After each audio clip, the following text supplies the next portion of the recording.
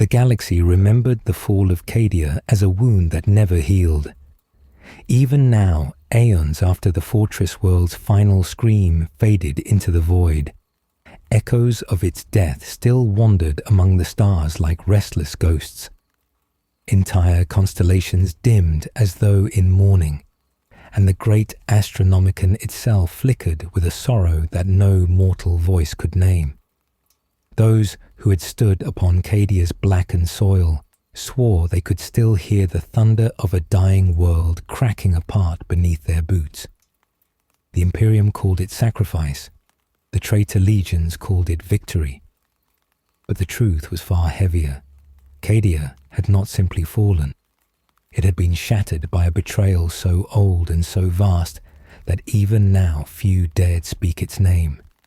And to you listening now, know that this story holds weight, and you are not alone in hearing it. We tell it with sincerity and with real care because the galaxy is wide and cold, and connection matters more than we admit. Before we begin the journey into these shadows, tell us, where in the world are you watching from, and what time is it there? Now, let us begin. The Cadian Gate had always stood like a clenched fist against the madness of the Eye of Terror. For 10,000 years its soldiers had lived and died beneath skies tainted by warp storms. They raised children not on lullabies, but on rifle drills. They carved their names into bunkers older than their grandfathers, and when the drums of war sounded, they did not run. They marched. They believed in duty, in the Emperor's light, and in the unbreakable walls of casa after casa. Yet belief is not always enough to stop the tide.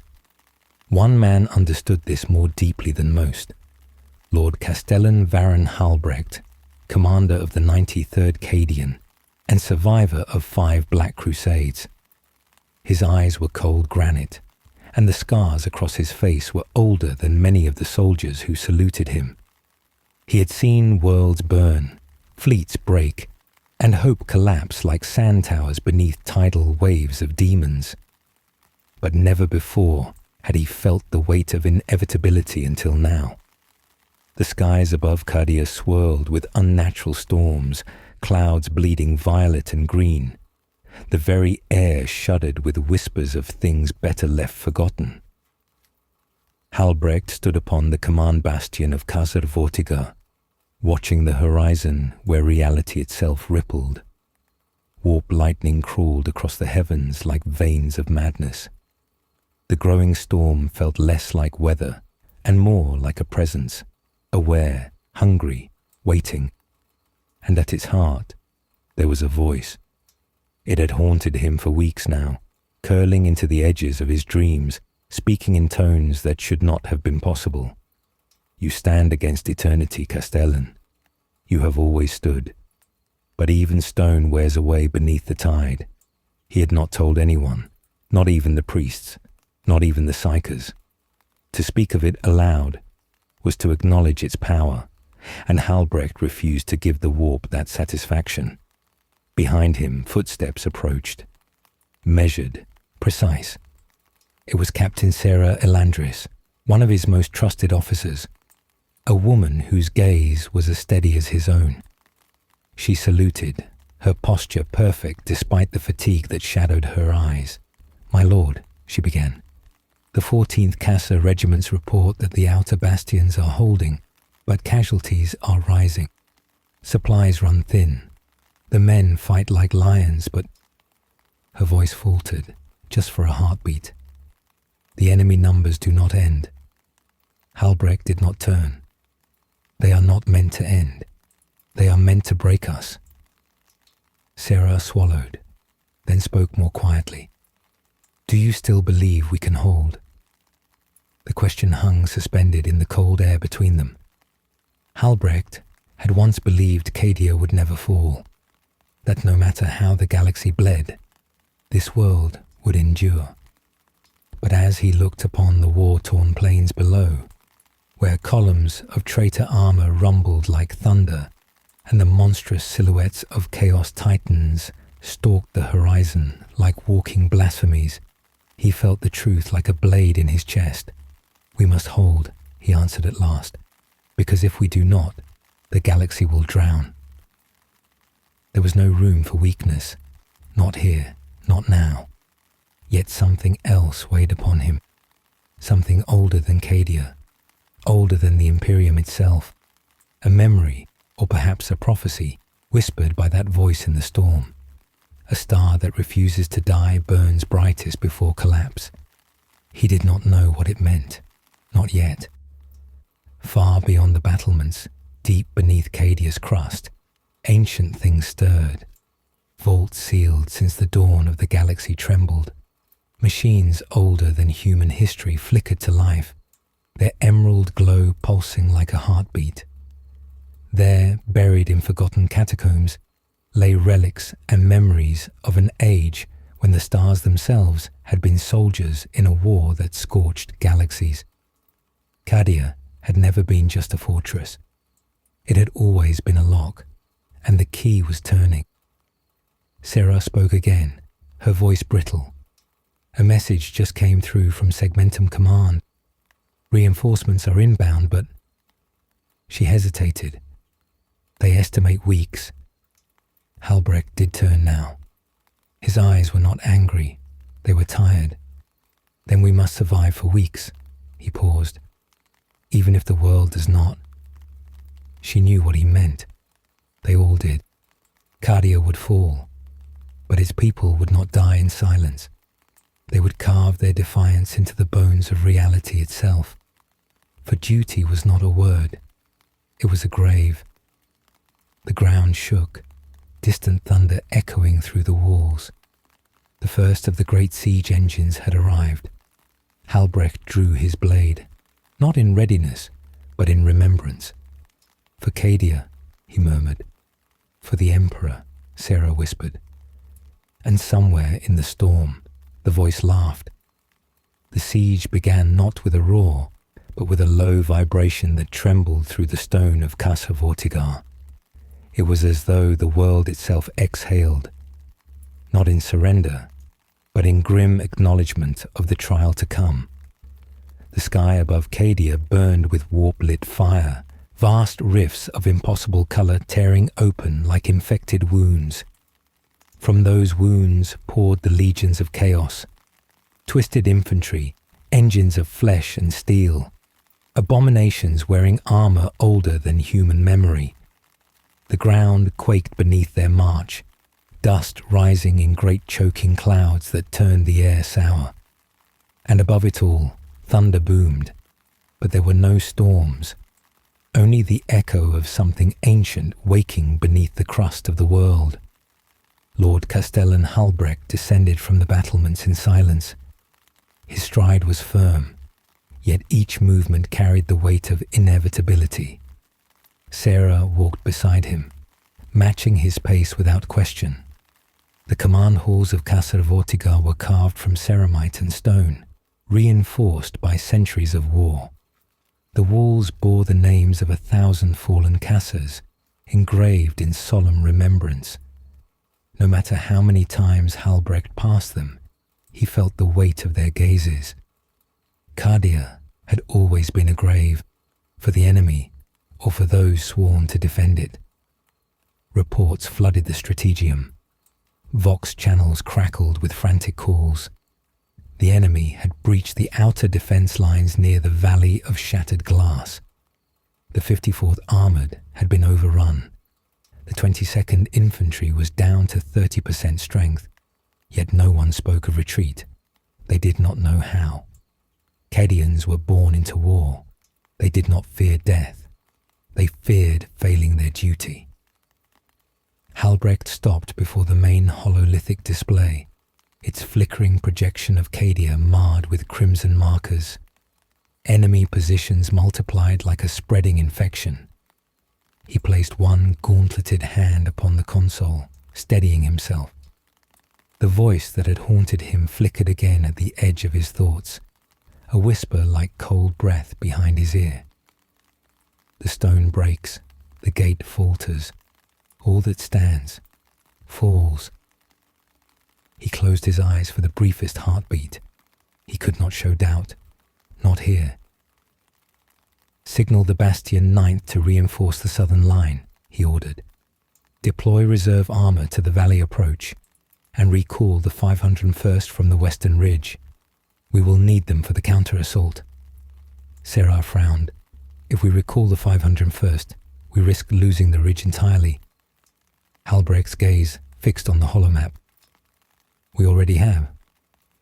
Realization settled over the strategium like a shroud. The ridge had not fallen yet, but he had seen this battle 100 times, in simulations, in doctrine, and in the cold logic of attrition. The ridge was already a sacrifice. Choosing when it burned was the only decision left. Serra's jaw tightened, but she did not argue. A new transmission cut through the chaos, a voice sharp and crackling with static. Command, this is Lieutenant Mikos of the 14th Casa. We found something. Under the catacombs of Vortigar. Something wrong. The earth is moving. The walls are Emperor preserve us. The stone is breathing. Halbrecht and Serra exchanged a look. The ancient catacombs beneath Cadia had always been forbidden, not by decree, but by instinct. The first Cadians had built over them, not within them. The ground beneath the fortress world had always felt watched. The priests claimed the catacombs were sanctified. The psychers claimed they were haunted. The truth had never been spoken. Halbrecht motioned to Serra. With me. They left the strategium and moved through corridors lit by flickering lumen strips. The deeper they descended, the more the air changed. It grew colder. Not the cold of stone, but the cold of something vast and buried, dreaming. The catacombs were older than the fortress above, their walls carved with symbols no imperial scholar could decipher. Worn pictoglyphs depicted figures of impossible height, wielding weapons of light, striding among stars, but the faces were wrong, blank, expressionless, devoid of humanity. Halbrecht had seen similar designs only once, in a classified archive aboard a black ship. Symbols attributed to the Necrontyr, an empire that predated mankind by millions of years. As they moved deeper, the stone shifted. A faint pulse throbbed through the floor, like a heartbeat in the earth itself. The air tasted metallic, heavy with ozone and something older. A scent like dust from before the dawn of suns. The passage widened, opening into a vast chamber half buried beneath collapsed rubble. Cadian soldiers stood in a perimeter, weapons drawn but held too tightly. They stared at the center of the chamber, where an enormous structure lay partially unearthed, smooth, metallic, impossibly black, absorbing light rather than reflecting it. It pulsed, slow and steady. Serra stepped closer, her voice barely a whisper. Is that a tomb? Halbrecht did not answer. He knew, and the knowing chilled him. The Cadian gate had never been built to guard the Imperium from the eye of terror. The gate had been built to guard something much older, something buried beneath Cadia itself. The ground trembled again, this time louder. A hairline fracture split across the surface of the tomb. Green light seeped out, dim at first, then growing brighter, pulsing in time with that impossible heartbeat.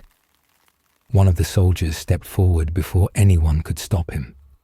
His voice was small, like a child gazing into a storm. My lord, is something waking? The tomb answered for Halbrecht. The pulse of light flared, washing across the chamber in a silent wave. The air crackled with energy. The soldiers staggered. Serra clutched her chest, gasping as though the air had been ripped from her lungs. Halbrecht felt the voice surge into his mind, not whispering now but speaking with clarity that froze his blood. The key turns, the lock breaks. The gate was never for the warp. It was for us. The tomb was not a relic. It was a prison. And Cadia had been the cage. But now, under the pressure of the siege, under the strain of the warp storms, under the weight of a world forced to its knees, the cage was breaking. Halbrecht stepped back. "Seal this. Chamber," he ordered, his voice hoarse. "My lord," Sarah began. "Seal it." The soldiers moved, but they were too late. The fracture split wider. Metal peeled like flesh. And from within the tomb, something stirred. Not alive, not dead. Something in between. Above them, far beyond the catacombs, artillery roared and the world shook as Chaos Titans opened fire. The battle above was reaching its peak. But beneath the ground, another war was beginning. One far older and far more devastating. Cadia was not simply a battlefield. It was a fuse, and it had just been lit. The crack widening across the tomb's surface spilled emerald light into the catacombs, staining every shadow a sickly, unnatural hue.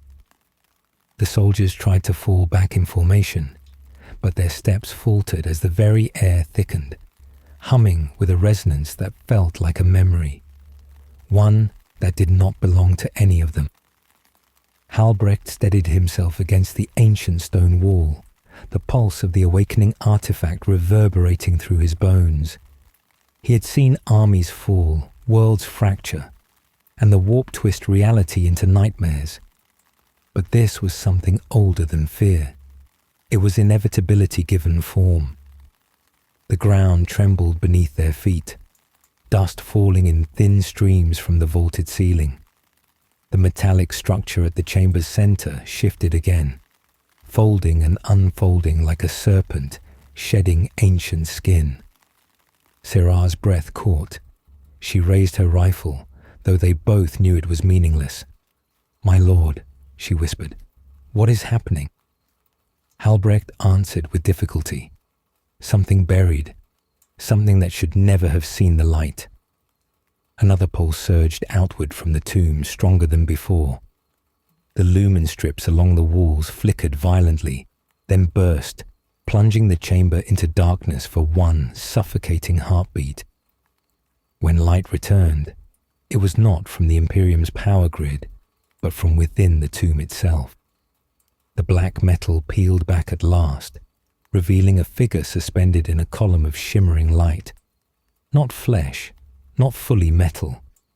Its shape was elongated, its limbs too long, its skull-like visage devoid of expression. Its chest glowed with a core of cold, emerald fire.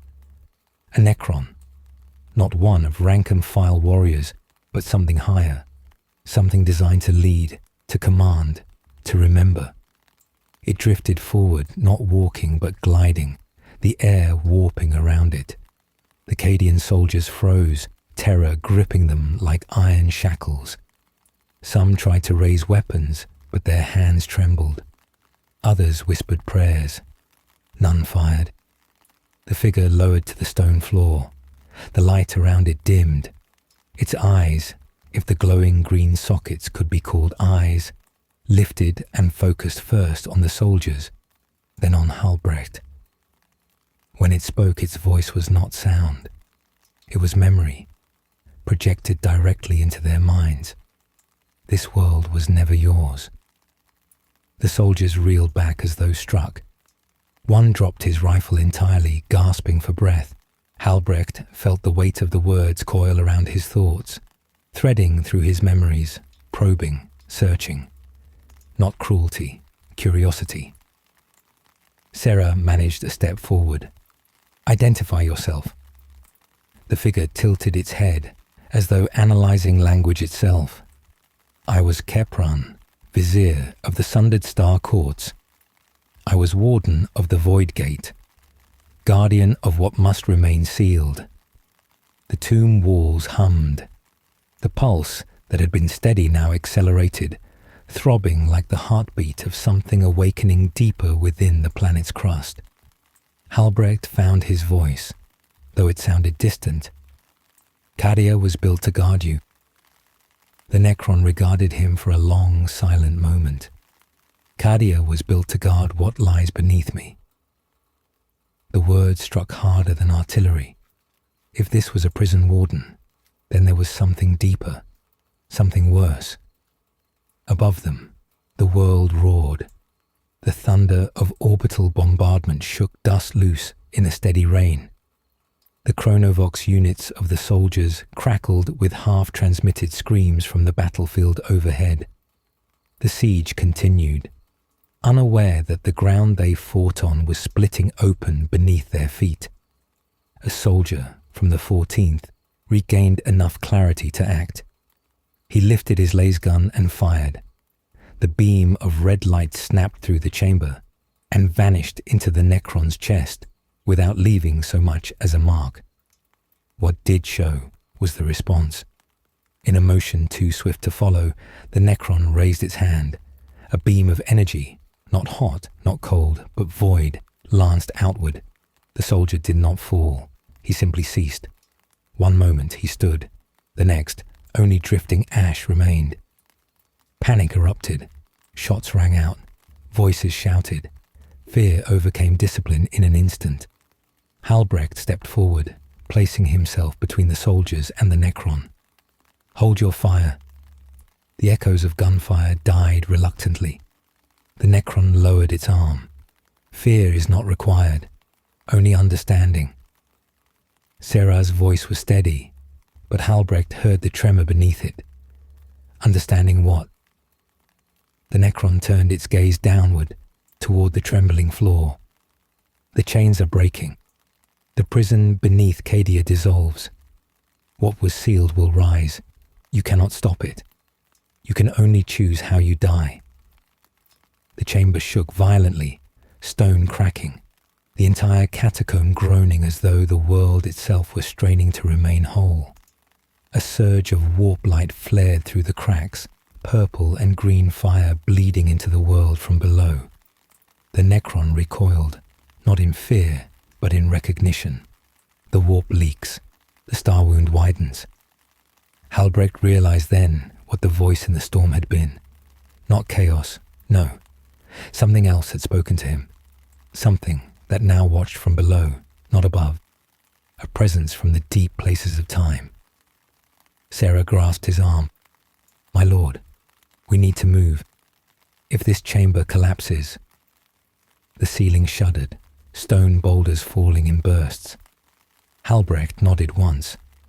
Fall back. Do not engage. We return to the surface. The dumb soldiers obeyed, though many cast glances back over their shoulders. The Necron did not pursue.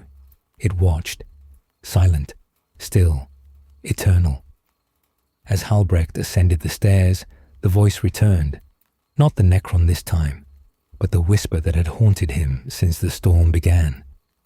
The gate fails, the tide returns, and the star that refuses to die must choose what it burns for. He did not understand. Not yet. They emerged back into the fortress halls as a new wave of artillery struck. The walls trembled, alarms howled, Vox units screamed requests for reinforcements that did not exist. Smoke drifted through the corridors like morning veils. War had returned to the surface. Halbrecht and Serra pushed through the chaos toward the battlements.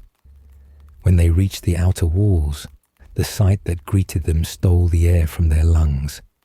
The horizon was gone. All of it, not obscured, consumed. The sky was swallowed by a vast, impossible storm. Green lightning arcing through churning warp clouds, spreading like a great wound torn open across reality. At its center, towering shapes moved, colossal silhouettes of demons and war engines marching in step. The earth itself split apart in great yawning fissures, swallowing trenches, tanks, and men alike. The 501st, the regiment Halbrecht had recalled, fought desperately in the valley below. Tiny figures against the monstrous advance. Their lines buckled, but they did not break. Not yet. Serah's voice was barely audible. If the Necron speaks truth, if something beneath Cadia awakens, Halbrecht finished for her, then this war is no longer about holding the gate. He stared at the storm, at the valley, at the world that had been his entire life. It is about preventing the unsealing of a tomb older than chaos. A final devastating realization struck him then. If Cadia fell, not just to the traitors, but to what slept beneath, the galaxy did not simply lose a fortress. It lost its last lock. The storm above roared louder, a vast, unholy bellow shaking the skies. The siege was no longer a battle. It was the opening of a door. And Halbrecht had just seen what waited on the other side. The storm consumed the sky, a churning bruise of warp light and thunder without sound. The valley below Casa Vortiga, once a barren expanse of shattered crystal and ancient debris, now writhed with movement. The 501st held their position by sheer force of will, their ranks forming a thin line of defiance between the fortress and the advancing legions of chaos. The roar of battle rose in a relentless crescendo. Larsfire crackling, heavy bolters thundering, artillery shaking the earth itself. Yet even through the chaos, Halbrecht's focus was fixed not on the enemy he could see, but the one beneath his feet. The tomb had been a warning, not just of the Necron awakening, but of what was chained deeper still. And now, Cadia's crust trembled with each bombardment, as if the world was being pounded apart, not merely by siege, but to break the final seal. Serah stood beside him upon the battlements, helmet off, face drawn tight. Smoke and ash clung to her hair. Her eyes, though exhausted, remained sharp. The 501st can't hold that valley much longer. They'll be overwhelmed. Halbrecht watched the valley floor split open in jagged lines like the cracking of old porcelain. Their purpose was never to stop the advance. Their purpose is time. Serah did not look away. Time for what? Halbrecht's jaw set, the weight of his next words like stone in his chest. To decide who we are in the face of the ending. A scream of tearing air cut through the sky as something massive descended. An immense demon engine, its metal hide seething with fused flesh, wings of flayed sinew beating against the storm. It landed among the 501st with the force of a falling star, crushing men, tanks, and trenches alike. The creature roared, the sound vibrating the air thick with warp sickness. Halbrecht saw the line buckle. If it broke fully, the valley would be lost, and the fortress would be next. He turned sharply. Prepare the gates. Mobilize the Helper Company and the Kassakin reserves. We hold that valley, or we die here. Serah did not hesitate. She sprinted for the Vox relays, her voice already ringing across the fortress command network. Halbrecht descended the battlements and emerged into the courtyard where Cadian soldiers assembled. Their armor was scorched, helmets dented, rifles held with trembling but unbroken hands. They were tired, beyond tired, but their eyes were steady. He stood before them, drawing his sword, holding it aloft. The blade caught the flickering light of burning skies. Cadia does not yield, he said. Not in a shout, but a voice carved from granite. The soldiers echoed, Cadia stands. And though the world trembled beneath them, as if rejecting the very claim, they marched.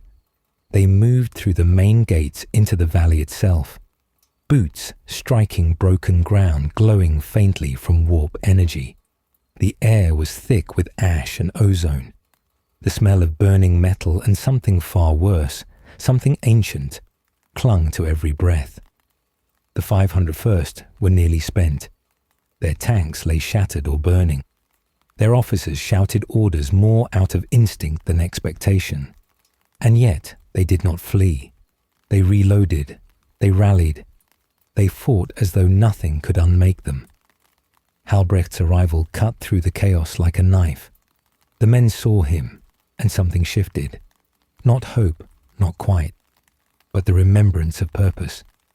He pointed his blade toward the demon engine towering above them. Its maw dripped molten iron, its optics burning like the hollow eyes of corpses. "On me!" he roared. The Cadians surged. Sarah, fighting beside him, fired burst after burst into the creature's joints, aiming for the weak points only years of war could teach one to see. Halbrecht closed the distance, dodging a descending limb of serrated metal that crunched into the ground, sending up shards of shattered crystal. He leapt onto the beast chassis, gripping scorched armor. His sword plunged deep, carving a glowing line of fractured runes. The creature shrieked, a sound that was less scream and more tearing of reality, and bucked wildly. Halbrecht was thrown, crashing into the ground hard enough to crack his armor plating. The world spun, dust and pain filling his vision, but he forced himself upright, staggering back into motion before thought could slow him. The Cadians pressed forward again. Plasma fire lit the air in arcs of blue. Meltaguns flared white-hot. The demon engine's armor blistered and cracked, and at last, its towering form collapsed, crashing into the valley floor with a quake of finality. A cheer rose, but only briefly, for the storm above twisted again. Something else was coming, not from the sky, from below. The ground split open in a jagged rupture that stretched across the valley like a wound. Emerald light burst upward in blinding radiance, forcing soldiers to shield their eyes. The air vibrated with a frequency that felt like it bypassed the ears and spoke directly into the mind. Every Cadian froze, not from fear, but from recognition. The same silent voice, the one that had stirred beneath the tomb. The prison breaks. Halbrecht steadied himself, gripping his sword. He saw shapes moving within the light, vast metallic forms rising from the abyss. Not demons, not traitors, necrons, but these were not warriors. They were custodians, guardians, constructs of monumental scale, their bodies formed of interlocking plates that glowed with ancient sigils. They ascended like titans of old myth, their presence both terrible and regal. Sarah stared, breath stolen. If they rise now, the Chaos Legions will clash with them. Halbrecht nodded slowly, and the battlefield becomes something far worse than war. Because two ancient powers awakening upon the same soil did not fight battles. They tore reality apart. The first of the colossal Necron constructs finished its ascent, standing taller than the fortress walls themselves. It turned its head, slowly, deliberately, toward the Chaos Hordes. Its chest blazed with emerald fire. A single wave of energy burst outward, disintegrating everything in its path. Demons, traitors, corrupted machines, reduced to drifting motes of dust carried by the wind. The valley fell silent, not in peace, in awe. Even the warp storm overhead faltered, its roiling form hesitating, as though something on the other side remembered fear. But Halbrecht understood something then, cold and certain. The Necrons were not here to save Cadia. They were here to reclaim it. Sarah's voice trembled now, not from fear, but from comprehension. If this continues, neither side will stop. The Chaos Legions will not retreat, and the Necrons will not be negotiated with.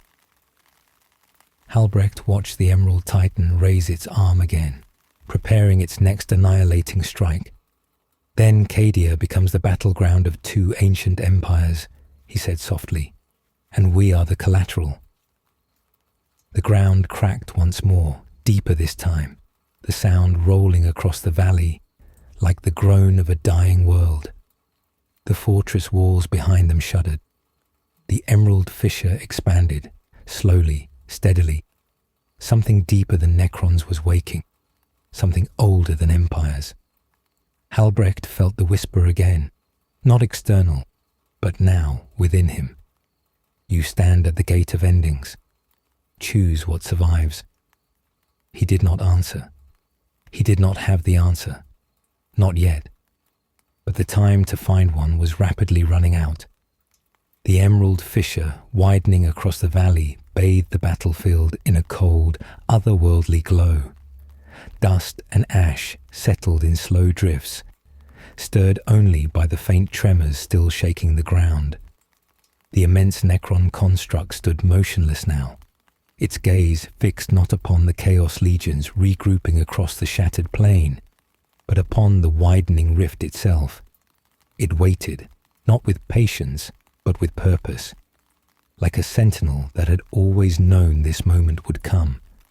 Halbrecht's breathing came slow and steady as he took in the scene before him. The 501st had fallen into a defensive posture behind what remained of their tanks, using debris and broken armor as improvised cover. Serra knelt beside a wounded trooper, tying a tourniquet with practiced efficiency.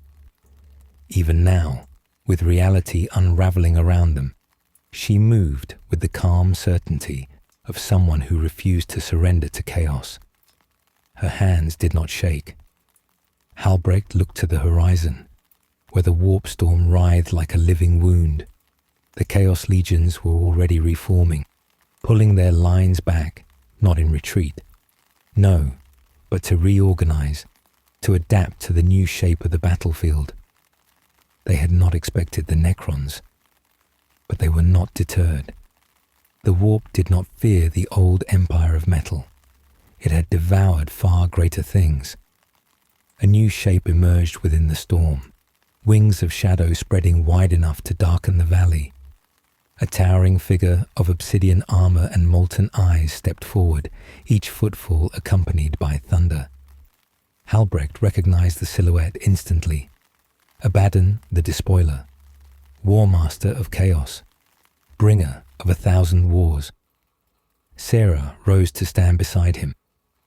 If Abaddon moves now, the valley will break. Halbrecht nodded, though his gaze did not leave the battlefield.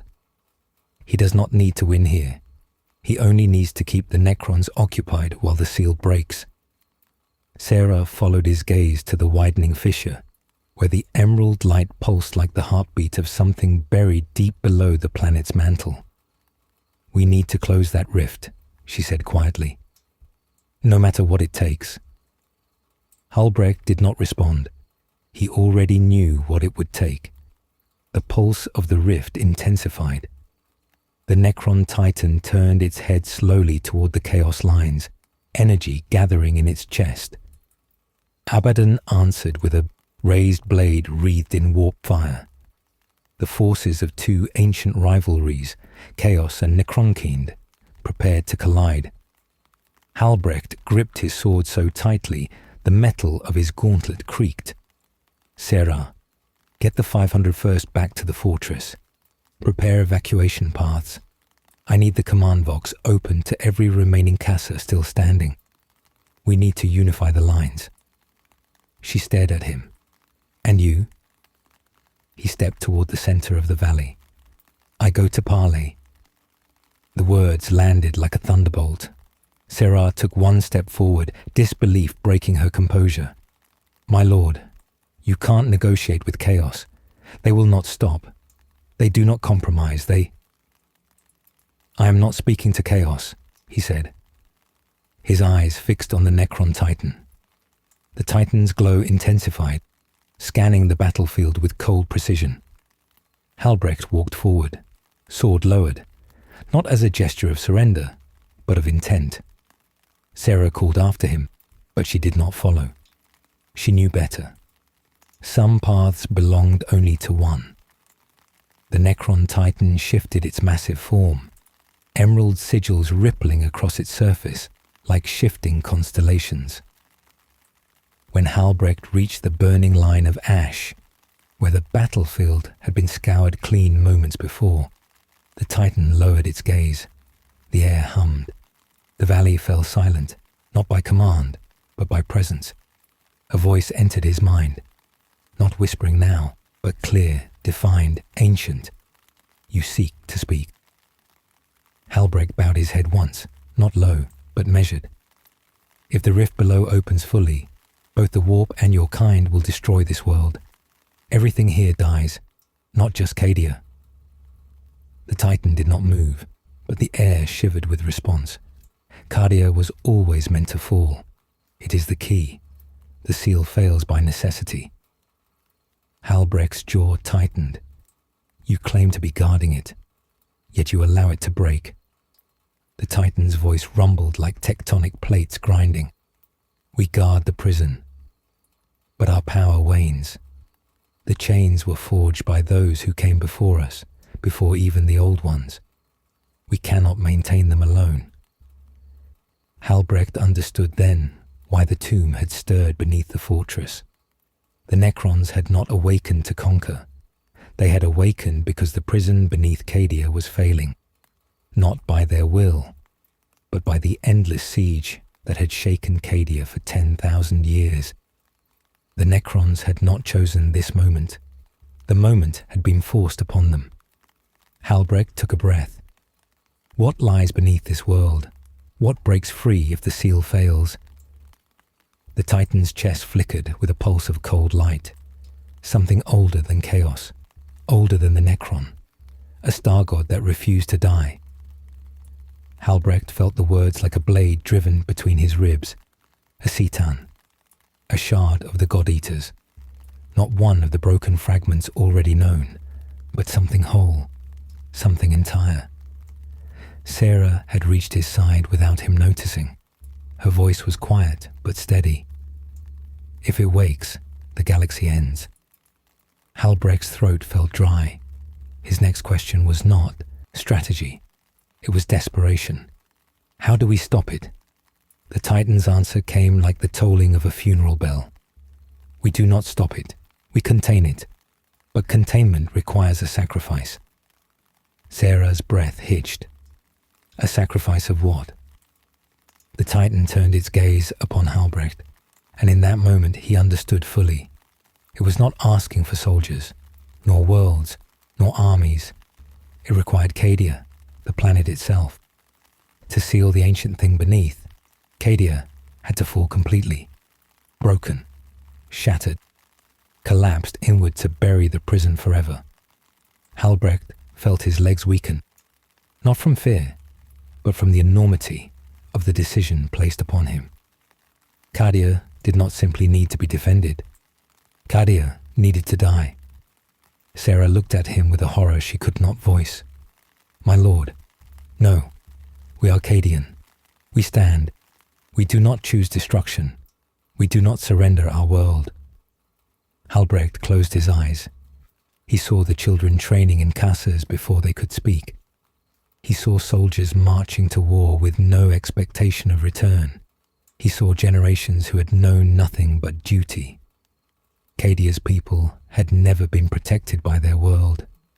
They had been the world. He opened his eyes. Our duty was never to endure, he said quietly. It was to hold long enough for the galaxy to survive what comes next. Sarah shook her head slowly, tears gathering but not falling. You would consign us to oblivion. Halbrecht's voice did not break. It could not. We hold the line, even if the line breaks with us. Above them, Abaddon raised his blade to strike. The Necron Titan raised its cannon to fire, and beneath them, something ancient drew its first breath in 1,000,000 years. The final choice lay before Halbrecht. Hold Cadia and doom the galaxy, or sacrifice Cadia to save it. There was no victory, only cost. The valley thundered with the clash of ancient titans, but Halbrecht heard none of it clearly now. His thoughts had narrowed to a single, terrible thread. The Necron Titan's revelation did not fade. It echoed, repeating with the cold finality of judgment. Cadia must fall.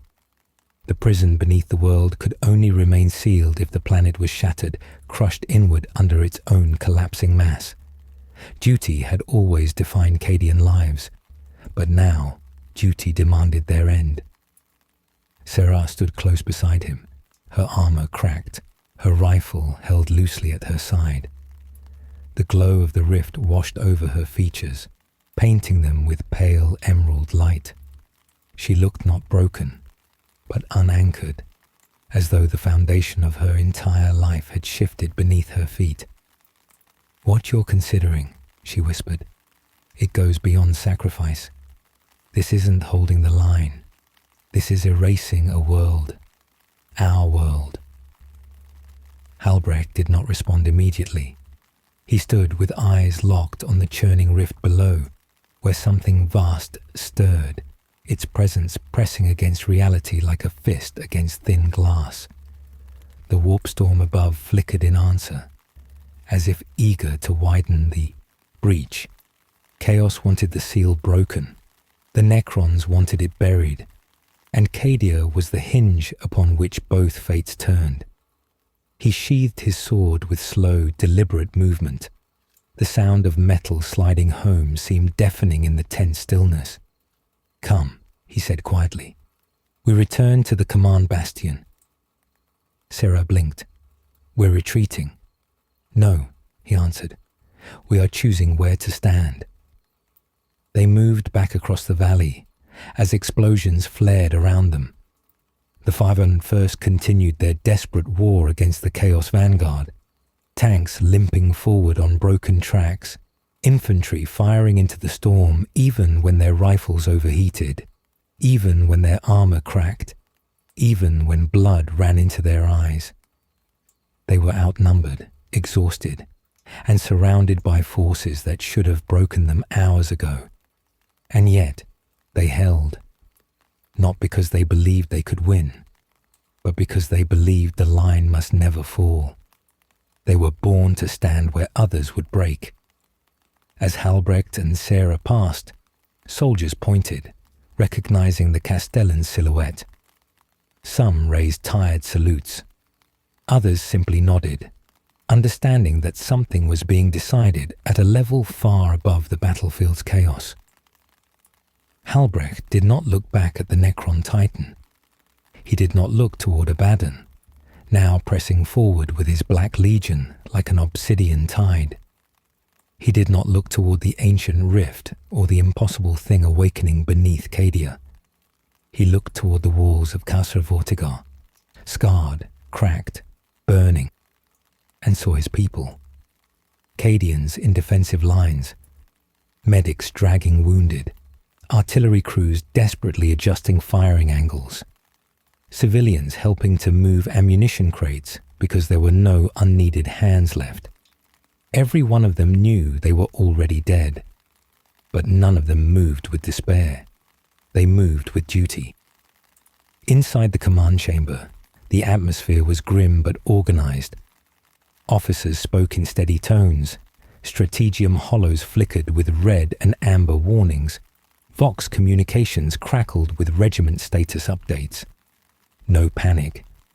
Panic was for those who believed they might live. General Voss, his face drawn and hollow-eyed, turned as Halbrecht entered. "We're stretched to breaking across all fronts. The line at Casa Dathos collapsed. Casa Tira has gone dark. If this continues for another hour..." "It will not," Halbrecht interrupted. The room stilled. They knew that tone, the tone of command that did not waver. But the silence that followed it was heavier than any order they had heard before. Sarah stepped forward, forcing steadiness into her voice. "We have discovered what lies beneath the rift. This siege is not about Cadia. It is about what is imprisoned under it. If the planet holds, chaos will break the seal. If the planet falls, the seal remains. Cadia is not simply a fortress. It is the lock." The room went still, not in disbelief, but in dawning horror. Voss swallowed. You are saying the world must be destroyed. Halbrecht met his gaze. Yes. Gasps rose, not loud, but small, wounded sounds. A young officer whispered, "But my family." Halbrecht cut him no space for comfort. They will meet the Emperor with honor. Sarah looked away, unable to soften the words. A senior artillery officer stepped forward, voice hard and steady. How? That was the Cadian response, not refusal, not pleading. How? Halbrecht gestured toward the hololithic display. There are munitions stockpiles beneath every casa, deep reserves, siege charges meant for planetary denial protocols. They were never intended to be used. His voice lowered. But they can collapse the mantle. Voss closed his eyes. A world-shatter order. Halbrecht nodded once. Silence fell again, deep and suffocating. Sarah spoke, her voice quiet, but strong enough to carry through the hall. If Cadia falls by our hand, then Cadia stands forever. We deny the enemy the prize they cross the stars for. We bury the prison so deep it will never be found again. Halbrecht stepped forward, looking into the faces of every commander present. Our people were never meant to survive. We were meant to be remembered. A murmur rose, not of dissent, of acceptance. General Voss raised his hand. Slowly, he saluted. For Cadia. One by one, every commander echoed it. For Cadia. Halbrecht exhaled once, only once, then turned to the Master Vox array. He keyed the planet-wide channel, linking every regiment, every bastion, every survivor still fighting across the burning world. Static crackled, then silence. He spoke. Cadians, sons and daughters of the Gate. Across trenches, bunkers, war rooms, and burning city streets, soldiers stopped. Civilians lifted their heads. Wounded men pressed blood-soaked fingers to vox beads to hear. For 10,000 years we have stood. We have held the line when all others have fallen. We have faced nightmares that no mortal mind should endure. And now the last purpose of our world is upon us. His voice did not tremble. We are the gate. We are the shield. We are the stone upon which the tie breaks. He paused, just long enough for the truth to sink into every heart. Cadia must fall. No scream rose, no cry of despair. Only a silence so solid it felt like the beating heart of the world had paused to listen. We do not fear this duty. We accept it. We end this not with surrender, but with defiance. The galaxy will remember not that Cadia fell, but how she fell. He closed his eyes. This is our final stand. He lowered his hand to the activation sigil. All across the planet, ancient warlocks of ceramite and adamantium primed. The world trembled. Above the valley, Abaddon raised his sword. The Necron Titan lifted its cannon. And far below, the ancient thing in the rift drew closer to waking. Halbrecht whispered, not to his soldiers, not to the Emperor, but to Cadia itself. Hold the line. He pressed the ignition. The detonation order spread through Cadia like a silent signal in the blood. Deep beneath every casa, beneath every fortress and trench network, beneath even the ancient stone foundations of Casa de Vortigar, seismic charges hummed to life. They were old things, older than many of the soldiers who now fought above them, built for a scenario no Cadian had ever believed would come to pass. Yet there they were, now armed, waiting, buried in the heart of a dying world. Halbrecht stood upon the battlements once more, feeling the tremor of the activation sequence below. There was no turning back now. The planet itself had been given its final command. Sarah stood beside him, silent. The valley glowed with emerald and crimson fire. the Necron Titan and the demonic horde poised on opposite sides of the widening rift. Abaddon was there, unmistakable in his towering black armor, the talon of Horus crackling with warp lightning. He stared up at the fortress as if he could feel the decision that had just been made, though he could not yet know its meaning. Halbrecht's thoughts moved like steel gears grinding under strain.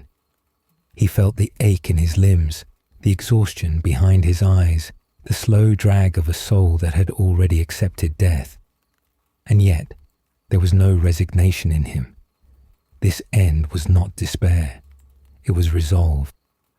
A Vox operator called out behind him, voice trembling but controlled. "My lord, the charges are active across 3/4 of Cadia. Several cassers are still confirming their priming sequences." Halbrecht nodded. "They will. No Cadian leaves their post unfinished." Sarah looked to him, her expression steady now, not because she had accepted the loss of Cadia, but because she had understood its necessity. "When the charges go, we won't have long. The mantle collapse will begin almost instantly." Halbrecht's gaze drifted toward the heart of the rift. "Then we finish before that."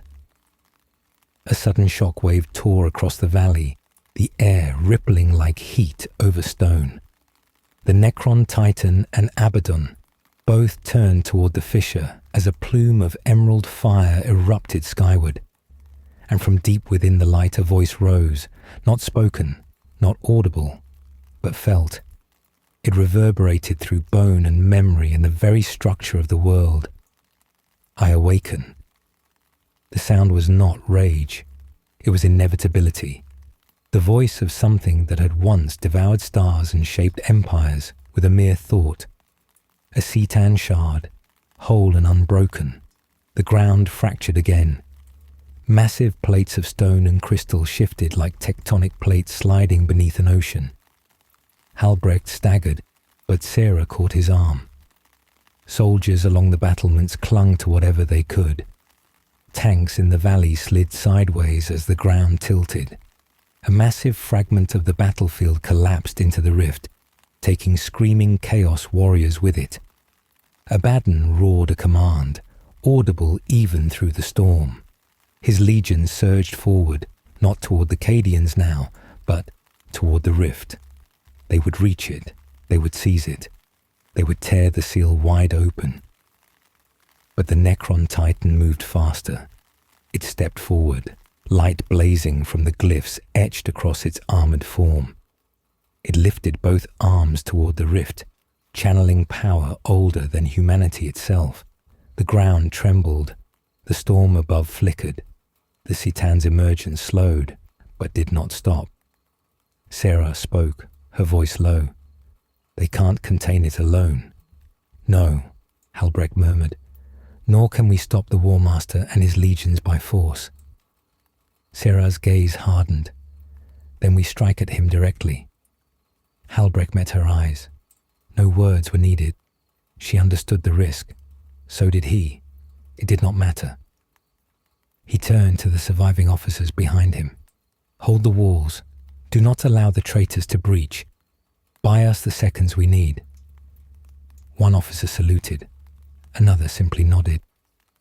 None asked where their commander was going. Halbrecht and Sarah descended from the battlements, moving down the rampways and out into the valley. The air was thick with dust and warp fire, the ground slipping beneath their boots as fissures opened and closed like the breaths of a wounded god. Soldiers fell in around them, not ordered, not commanded, but choosing to follow. 30 men, then 60, then more. A broken regiment perhaps, but one that still marched. They moved directly toward Abaddon. The War Master saw them coming. His helm turned, eyes smouldering like coals burning in an ancient furnace. He stepped forward from his legion, towering above the ravaged earth, his sword burning with the stolen power of a god. Halbrecht felt no fear, not anymore. Abaddon spoke, his voice echoing across the valley like thunder rolling over a tomb. Cadia falls today. Halbrecht's reply was not shouted. It did not need to be. Cadia chooses how it falls. Abaddon surged forward, a tidal wave of armoured fury. Halbrecht and Sarah broke into a sprint, the soldiers behind them unleashing every remaining round they had. Bolts, lasfire, plasma bursts, all lit the air in a final storm of defiance. The ground erupted around them as the first of the Black Legion clashed with the Cadians. Screams and metal and blood filled the valley once more. But Halbrecht saw only one path, one target, one end. The War Master crashed into him like a hammer of eternity, the sheer force of the blow shattering the stone beneath their feet. Halbrecht's blade met the talon of Horus, sparks flying in a blinding flash. Abaddon pressed forward, strength inhuman and unstoppable. Halbrecht's legs buckled, but he did not fall. Sarah came from the side, striking at the War Master's armour with a charged blade. The blow left only a scar, but it drew Abaddon's attention. He struck at her with a sweeping blow that would have cleaved her in half, had Halbrecht not shoved her clear. The talon carved through his armour, blood spraying across shattered ground. He staggered, but remained standing. Abaddon's voice was a snarl. All your defiance ends here. All your generations. All your hope. Halbrecht spat blood, his voice rough but unwavering. Hope was never our strength. He drove his blade forward, not at the War Master, but into the ground beneath them.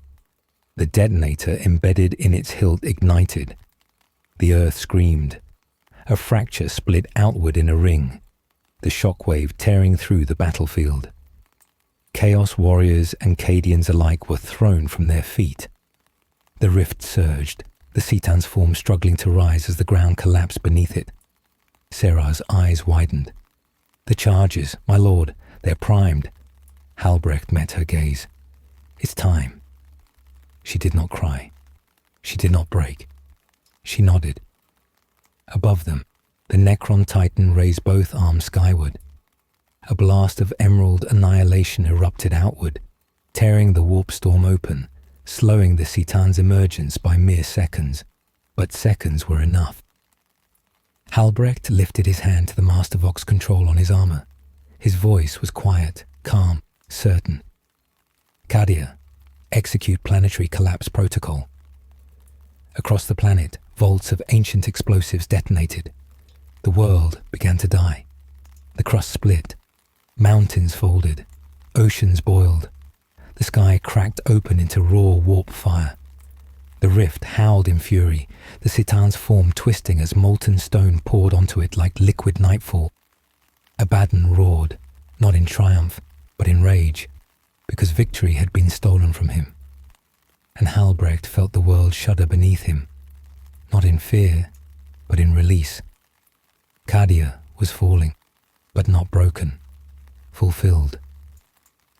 As the last of the ground gave way beneath them, Halbrecht reached for Sarah's hand, not as command, but as farewell. She grasped it, strong and steady, even as the earth dissolved beneath their feet. The planet that had never bowed, never surrendered, never yielded, chose its own end, and in doing so, saved a galaxy that would never even understand what it had owed. Cadia did not shatter all at once. It broke like a heart breaks, slowly at first, then all at once, and without mercy. The first detonations thundered deep within the mantle, echoing upward like the roar of a beast trapped beneath stone. The ground lurched, the sky convulsed, and fault lines tore themselves open across continents. Casas that had stood for millennia cracked along their foundations, their spires collapsing inward in slow, dreadful cascades. The void shield generators flickered, then died entirely, their protective fields collapsing like candlelight in a hurricane. The rift at the valley's center widened, raw emerald fire billowing upward in a great column of light that pierced the roiling heavens. The half-awakened Citan writhed in the burning chaos of molten stone and fracturing reality, a silhouette of impossible geometry that flickered between form and unform. The Necron Titan held its position before the rift, its arms raised in a final act of defiance, channeling energies that burned through its own frame. Its once flawless armor cracked and flaked away, glowing with internal heat. It did not retreat. It did not hesitate. Above the battlefield, Abaddon roared in fury, slamming the talon of Horus into the earth with such force that the ground cratered beneath him. The light of the detonations flickered across his warplate, illuminating the scars and runes etched into it by gods and monsters alike. The War Master understood too late what Halbrecht had done. He had not merely denied Chaos victory, he had severed the very prize the Dark Gods had crossed the stars to claim. Cadia would not be taken. Cadia would be buried. Halbrecht and Sarah fell together through the cracking valley floor as the last of their footing gave way. The air rushed around them, the sound of collapsing stone drowning even the thunder of the sky. They did not let go of one another. There was no fear in either of them now, only the raw, terrible clarity of peace, the peace of a duty fulfilled. But death did not claim them in that instant. Instead, the world caught them in a shifting lattice of metal and light. The same emerald glow that had signaled the rising of the Necron prison now surrounded them.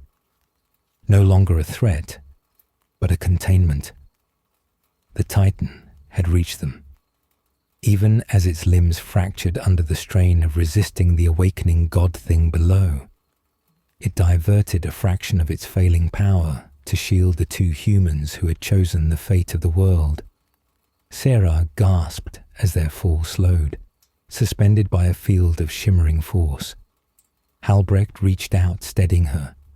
The air around them sizzled with heat, the pressure of a dying world bearing down upon them. The Titan's voice was fainter now, strained, as if speaking through a great distance or through centuries of dust and memory. The lock holds. The prison remains. Your world ends, but your sacrifice endures. Halbrecht swallowed against the dryness in his throat. You saved us. No. The Titan's voice pulsed, diminishing, flickering. I saved the memory of your choice. Your survival is incidental. Around them, the battlefield dissolved into falling stone and drifting ash. The 501st, scattered across the valley, were swallowed in flashes of green and bursts of molten red. The traitor legions reeled as the ground collapsed beneath them, some fleeing back toward the warp storms from which they had come. Others were pulled screaming into the widening fissures. Abaddon stood unmoving for a moment more, as if daring the world to finish him alongside it. His eyes blazed with hatred, not for Cadia, not for Halbrecht, but for the thing that had refused him victory. Then he vanished, swallowed in a crackling ripple of warp energy, retreating not in defeat, but in fury. The Necron Titan sank to one knee, its towering form flickering like a dying star. Its chest core fractured, energy spilling from it in wild arcs. The Titan could no longer sustain itself in the gravitational chaos tearing the planet apart. And yet, even in collapse, it held its position before the rift, preventing the Citan from rising any further. Remember, its voice tremored through the collapsing valley. The gate has held because you chose for it to. Halbrecht knelt, still supporting Sarah. He felt the deck of a metal platform forming beneath his feet as the Titan assembled a final structure around them. A transport. No, not a transport. A memory capsule. The Titan intended them to live, not as refugees, as witnesses. Sarah's voice was quiet, cracking only once. We'll leave everyone behind. Halbrecht looked out over the world he had known since childhood, the land scarred by war.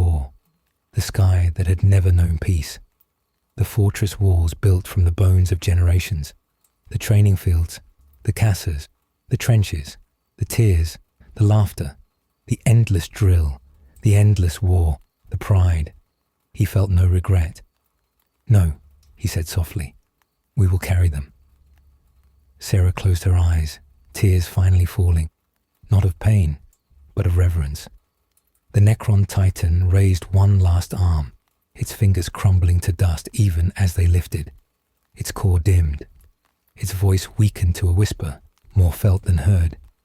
Cadia stands, and the Titan collapsed, its body dissolving into drifting shards of light that fell like dying stars. The planet shuddered in its death throes. The mantle buckled, the crust fragmented.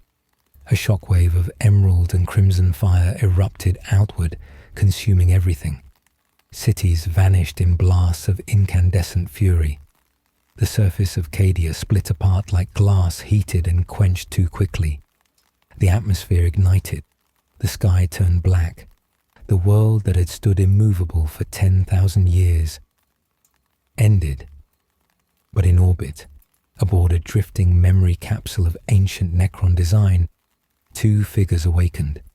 They floated in weightless silence, the capsule holding them suspended among softly glowing crystal conduits. Outside the transparent viewport, Cadia's fragments drifted like embers of a world burned clean. The rift's light still swirled, but something had changed.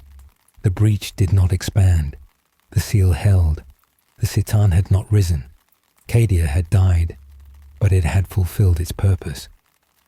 Sarah pressed a trembling hand to the viewport, watching the remnants of their world drift apart in slow, silent arcs. "There's nothing left," she whispered.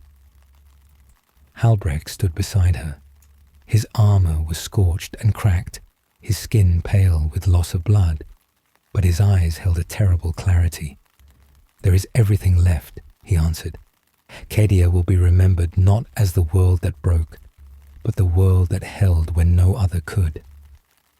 Far in the distance, through the drifting remains of a fallen world, the golden light of the Astronomicon flickered. Steady, unwavering. Hope had not died with Cadia. It had been forged from it. A signal began to pulse in the memory capsule. A beacon. A transmission. Not human, not Necron.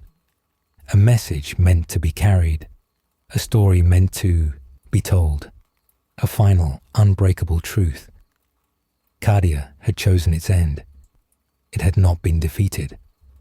Halbrecht and Sarah watched the last fragments of their world drift into the void. Neither spoke. Some things are too sacred for words. The capsule drifted through the void, carried not by engines or thrust, but by remnants of gravitational shock waves from Cadia's death. The viewport framed the broken world in a sorrowful mosaic, jagged fragments glowing faintly as they caught the distant light of the system's dying sun. Halbrecht and Sarah remained in silence for long minutes, anchored only by the soft hum of the Necron stasis lattice that held the chamber's oxygen and pressure steady. Time had lost its meaning. There was no battlefield now, no trenches, no regiments awaiting orders, only the weight of what had been done. Sarah's hand remained pressed to the viewport, fingers splayed, as though she could somehow still touch the world that had shaped her. Her voice was quiet when she finally spoke. "We should be dead." Halbrecht did not look away from the drifting shards of Cadia. "We were meant to be. And yet, this." She gestured to the capsule. "This vessel, this preservation. Why save us? Why save any of this?" His brow furrowed slightly. He understood the question.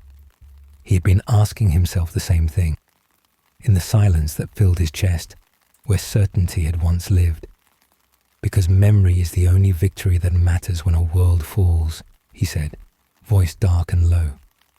The Necron Titan said it. "We are not survivors. We are witnesses. The word echoed, heavy with meaning neither could yet grasp. Sarah drew back from the viewport, breathing deeply, grounding herself with the discipline of a lifetime. Then we need to know where we are being sent, or where this capsule intends to take us. Halbrecht moved to the crystalline interface at the capsule's core. It pulsed faintly, responding to proximity. Primitive by Necron standards, yet beyond anything humanity could replicate. He placed a hand upon it. His armor gauntlet sparked faintly, still damaged from his confrontation with the War Master. Yet the interface recognized the contact, its pale green light brightening. A projection unfurled before them, cold, geometric lines forming a star map of the segmentum obscurus. Halbrecht leaned in.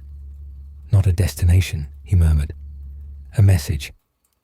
The projection focused on Cadia's former coordinates, now occupied by a gravity well of shattered planetary mass.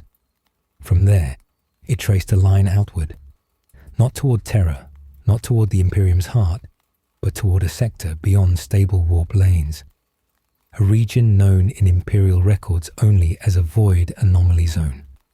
Uncharted, undersupplied, forgotten. Sarah frowned. The capsule intends to travel there. Not intends. Halbrecht studied the shifting vectors. It is already altering course. We are moving. Sarah felt a chill. If the Necrons wanted their prison sealed forever, why send the memory of it anywhere? Halbrecht exhaled slowly. Because they know what we do. That chaos will not accept defeat. They will come again. They will try to locate the prison once more. And when they do, someone must remember how it was sealed. Her eyes widened. Someone must remember how to seal it again. He nodded once.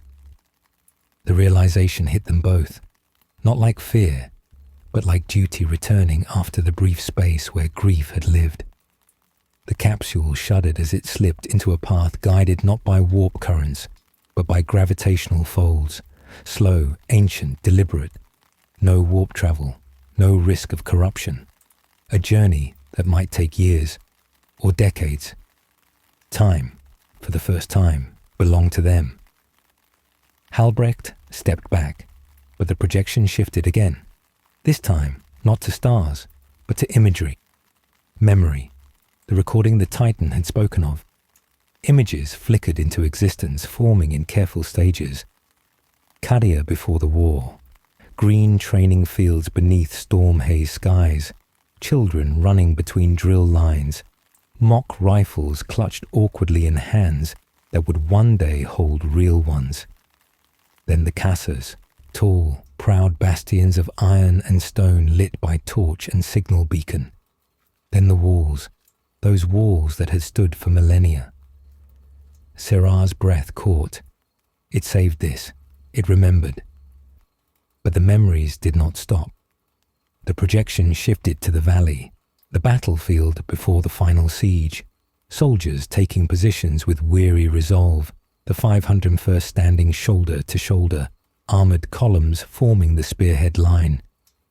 Sarah recognized faces she had known, fought beside, laughed with, people who had died in the collapse.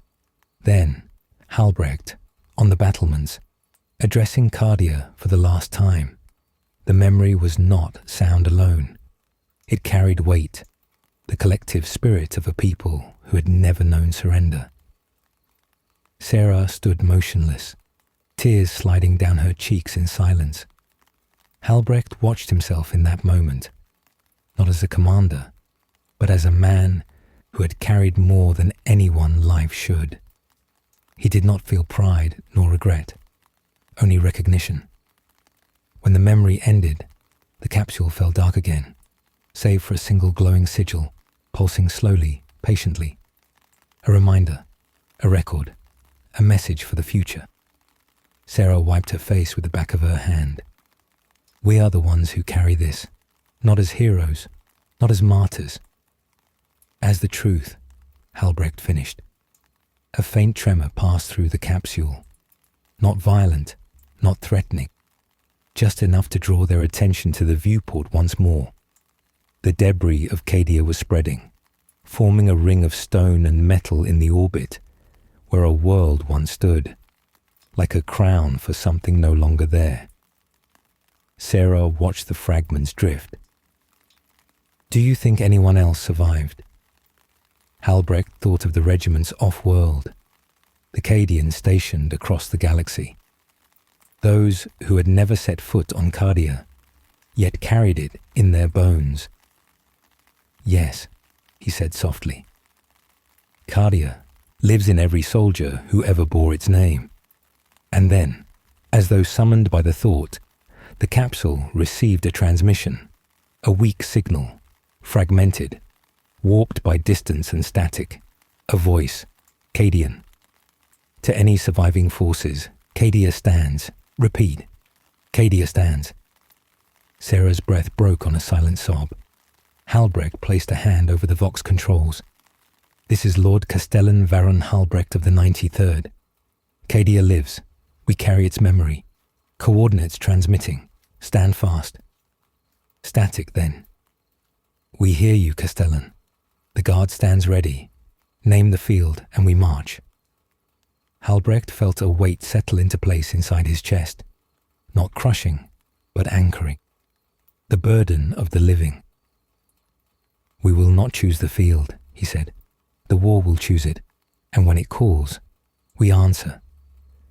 The signal ended. The capsule continued its silent journey into the void. Halbrecht stood beside Sarah, looking out into the endless dark. Cadia was gone, but Cadia stood, and the galaxy did not yet understand what that meant. But it would.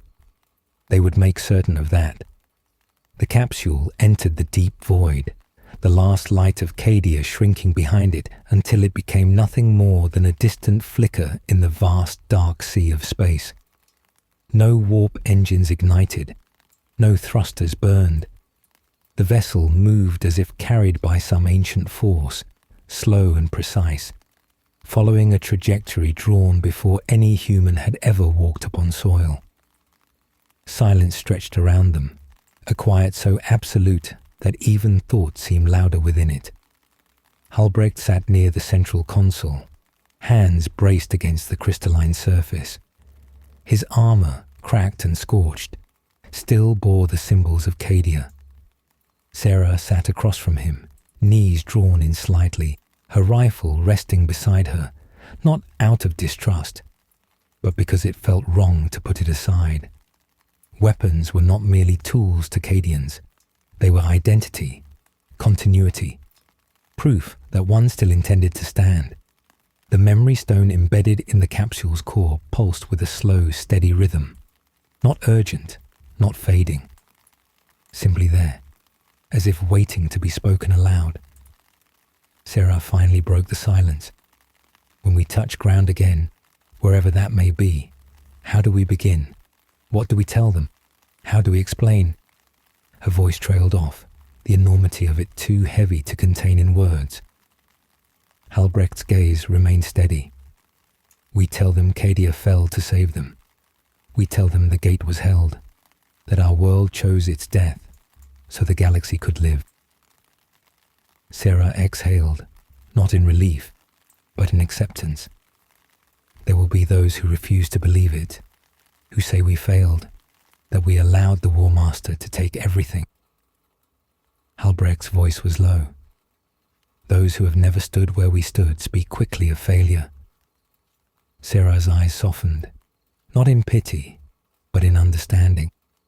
She had seen Halbrecht command in the worst hours of Cadia's existence. She knew the weight he carried was not pride nor sorrow, but responsibility. Time in the capsule did not pass in moments but in cycles. Meals consumed in silence, injuries cleaned with makeshift supplies, rest taken in brief, dreamless intervals. They marked nothing by clocks or chronometers.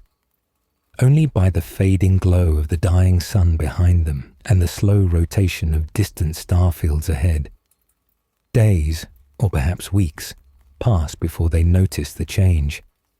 The capsule's trajectory pulled it toward a scattering of stars, faint pinpricks forming a subtle pattern, a cluster not listed on any standard Imperial charts. Halbrecht recognized the configuration only because it had been shown within the Necron projection, coordinates linked to the prison's legacy. Sarah leaned forward, watching as the stars brightened. "We're arriving." The capsule slowed, not with engines, but with an invisible deceleration field. Halbrecht watched the motion with quiet apprehension. Whatever intelligence guided this vessel, it understood physics beyond Imperial reckoning. As the capsule drifted closer, shapes emerged from the void, structures of black stone floating in silent formation. They were not ships, not space stations. They resembled monolithic shards, each etched with faintly glowing runes. Sarah stiffened. Necron architecture. Halbrecht's hand moved instinctively to his weapon, but he did not draw it. The capsule slowed further, gliding toward the nearest shard. Then the entire formation shifted, not moved, reoriented, as though the structures were acknowledging the capsule and recognizing it. The capsule stopped. The runes across the black stone brightened. A voice, soft, layered, neither male nor female, entered their thoughts. Witnesses of Cadia. The memory has been carried, the sacrifice recorded, the lock remains sealed. Sarah swallowed, her throat tightening. "You brought us here to preserve us?" The voice resonated gently. "To ensure the truth endures, for the stars forget, empires fade. But a sacrifice such as this must not be allowed to erode." Halbrecht took a step forward. "Why us? Out of all who fought, all who fell, why choose us?" The answer came without hesitation. "Because you chose. The galaxy will tell stories of Cadia's fall. Some will name it defeat, some will name it tragedy. But truth is not held by the many. It is carried by the few who lived it." Sarah lowered her gaze. "We did what we had to. Anyone else would have done the same." "No," the voice replied, and for a moment it seemed almost sorrowful. "History is written by those who act when others hesitate." The shard before them shifted, an opening forming in the surface like stone unfolding under silent command.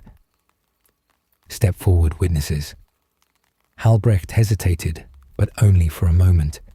He turned to Sarah. "We go together." She nodded, and they stepped forward. The interior of the monolith was not cold or austere, but strangely quiet, calm, filled with soft light that felt neither mechanical nor natural. The floor beneath, their feet hummed faintly, like the pulse of a sleeping heartbeat. The voice spoke again, closer now, surrounding them. "Your memory will be preserved here, but your lives are your own. You are not bound to this place. You may choose to rest, to remain, or to return to the Imperium." Halbrecht's jaw tightened. Return to a galaxy that does not yet know what happened. One that does not understand what was prevented. One where the war will continue without Cadia. Sarah looked to him, and her eyes were clear. "That is why we return," she said. Halbrecht felt the truth of it settle within him. Quiet, solemn, undeniable. They were not done. The voice acknowledged her words with a resonance like the tolling of a distant bell. "Then you will be carried." A section of the monolith opened again, revealing a chamber, sleek, angular, unmistakably built for travel.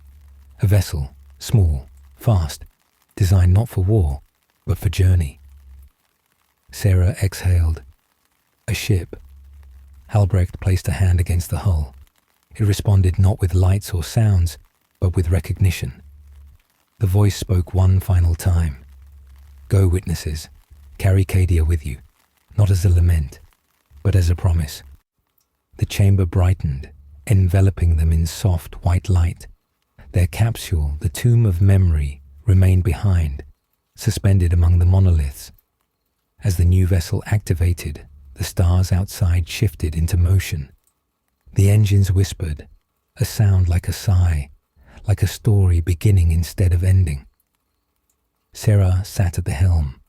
Halbrecht stood beside her, not as commander or soldier, but as keeper of a legacy. He spoke quietly, but the words carried the weight of a world. Set course for Imperial space. The galaxy must know. The stars stretched into lines. The ship leapt forward, cutting through the dark. Cadia had fallen, but the memory of Cadia was coming home. The vessel slipped through void space without the warp's distortion, riding the ancient, unseen currents of gravitational drift. There was no howling of demons, no distortion of time, no whispers clawing at the mind, only the endless silence of real space, vast and cold. Halbrecht stood near the forward viewplate, watching as familiar constellations emerged and brightened. The stars of the segmentum obscurus came into view once more, not as symbols of home, but of what remained after home was gone. Sarah sat at the helm, fingers resting lightly against controls that responded as though reading intent rather than touch. The ship did not demand command. It simply understood destination. She watched the displays as faint transponder signals flickered into range, Imperial codes, faint and scattered. The Imperium had not died in Cadia's fall, but it had been shaken.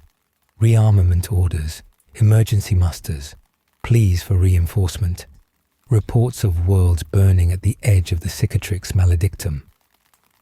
The galaxy had not paused to mourn. It had bled.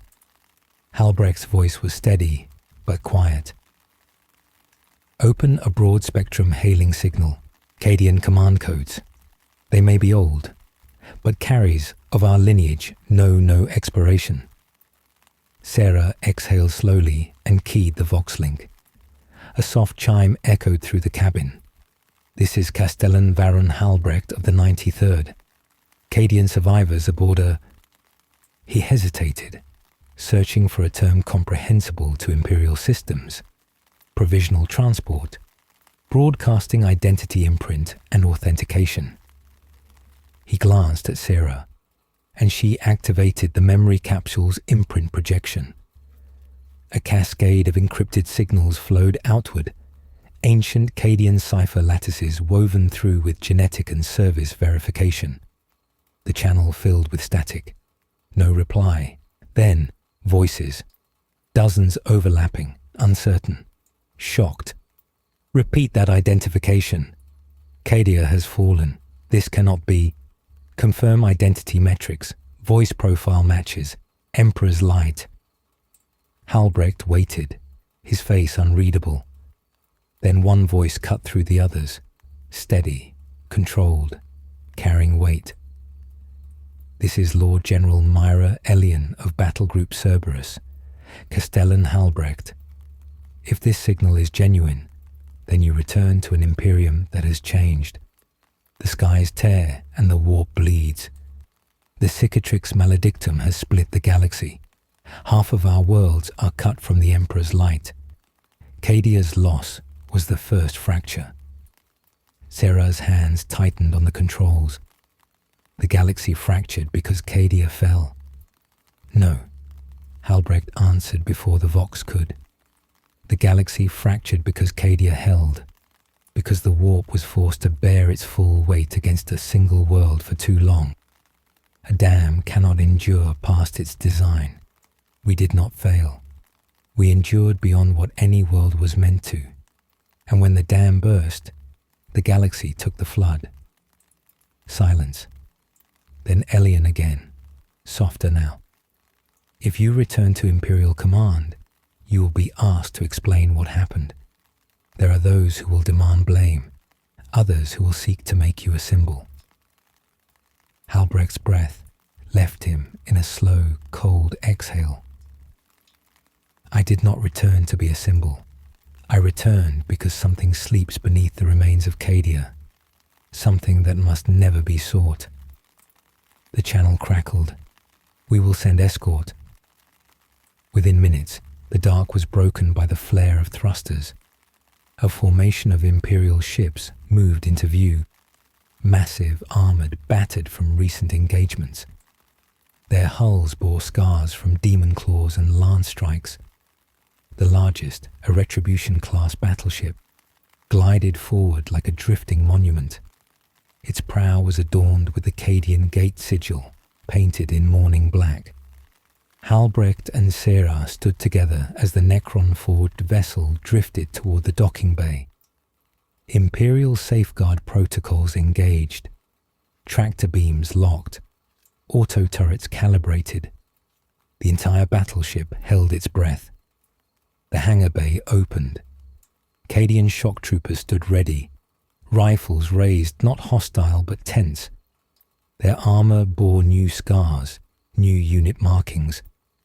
Many were younger than the siege had been. Some had never seen Cadia, yet they wore the name. The vessel touched down with a soft, resonant thrum. The ramp lowered with slow mechanical grace. The air beyond was warm, heavy with recycled oxygen and the faint smell of gun oil. Halbrecht stepped forward first. His boots touched Imperial steel. He braced for disbelief. Instead, the nearest shock trooper knelt, not in reverence, in grief. One by one, the others followed, a silent acknowledgement, a ritual older than any manual. Sarah's voice broke, if only for a moment. They thought no one survived. We didn't, Halbrecht murmured. Not as we were. Lord General Elian approached, tall, iron-grey hair, eyes sharp with exhaustion, and the kind of resolve only forged by unending war. She studied them both with a commander's scrutiny, not for threat, but for truth. You carry the memory of Cadia, she said. Halbrecht met her gaze. We carry its final decision. Elian nodded once. Then come. There are things you must see, and others who must hear you speak. She turned, leading them through arched corridors lined with banners. Regiments destroyed, worlds fallen, victories won at unforgivable cost. The vessel thrummed around them, a city of steel and purpose. Halbrecht walked with heavy steps. Sarah paced beside him, silent but alert.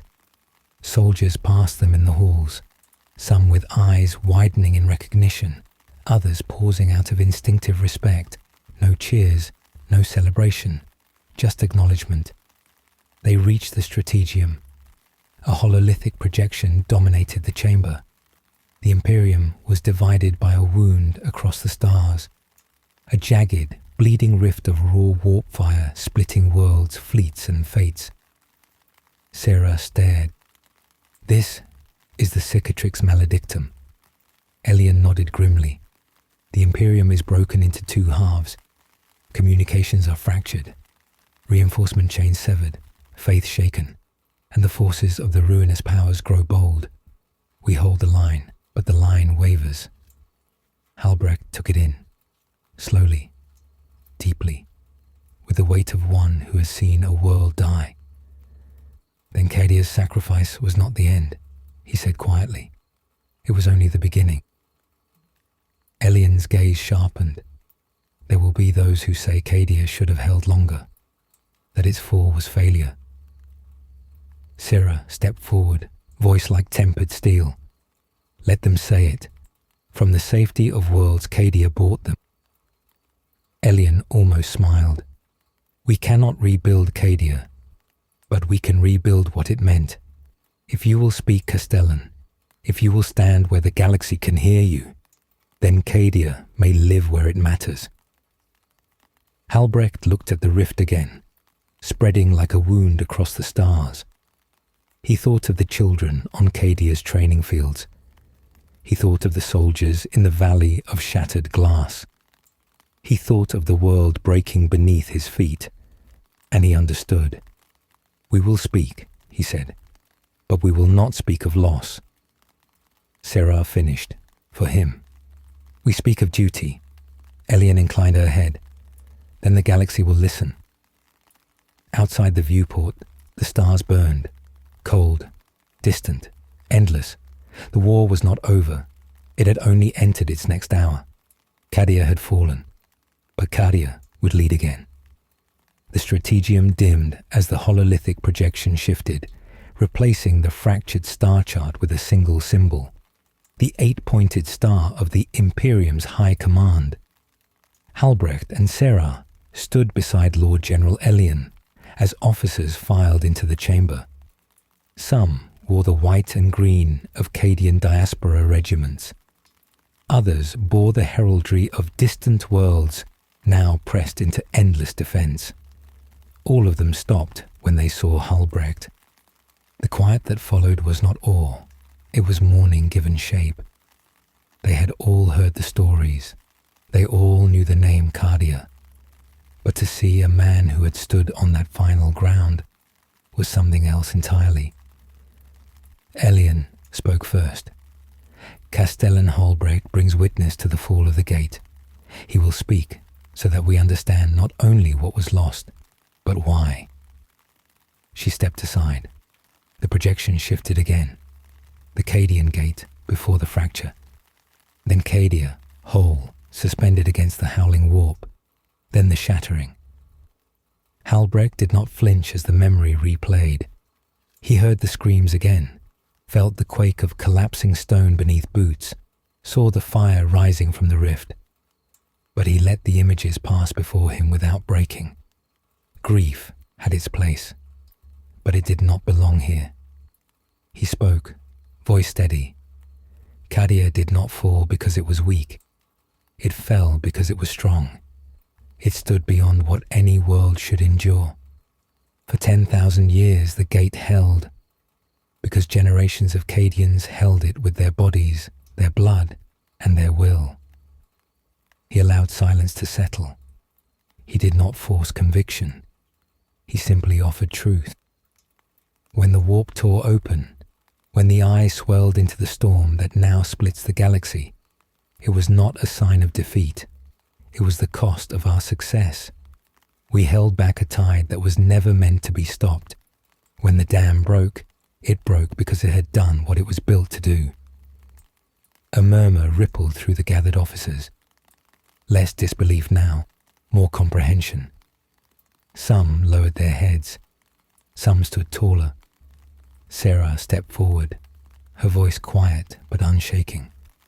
Cadia's fall was not the end of our duty. It is the beginning of yours, of ours. Every regiment that bears the name Cadian now carries the memory of a world that chose sacrifice over surrender. Elian nodded once, and the projection shifted to display scattered Cadian regiments across the Imperium. Remnants of armies, shattered battalions, training cadres who had never seen their homeworld. "They are scattered," Elian said, "but they are not broken. Many are requesting consolidation and reorganization. They want to know if they still have a command to answer to." Halbrecht understood what she was asking, not as a question of strategy, but of identity. "Cadian command died with Cadia," he said. A few officers inhaled sharply, but Cadian duty did not. The hololithic light flickered, pulling focus to a set of coordinates flashing in amber, marking a world within stable warp transit range. A fortress world under siege, its defenses buckling under the pressure of heretic forces. Elian gestured to the projection. "This is Cauldron Prime, a key bastion protecting the Celestium March corridor. If it falls, 3 subsectors lose reinforcement chains. They do not need rescue. They need leadership. They need an example." Sarah understood. "You want Cadia to stand there." Elian turned to Halbrecht. "Not the world, the name." The strategium fell silent again, not hesitant this time, but waiting. Halbrecht looked upon the coordinates of Caldrin Prime. The trajectory was not long. The battle was already underway. He remembered the storm-lit valley, the screams of the 501st, the weight of a sword driven into the earth to break a world. He remembered the Necron Titan's final words. Cadia stands. He felt that truth, not just as memory, but as charge. "We go," Halbrecht said. A quiet exhale passed through the officers. Relief, resolve, permission to hope. Sarah straightened. "We will need to gather the scattered Cadian regiments.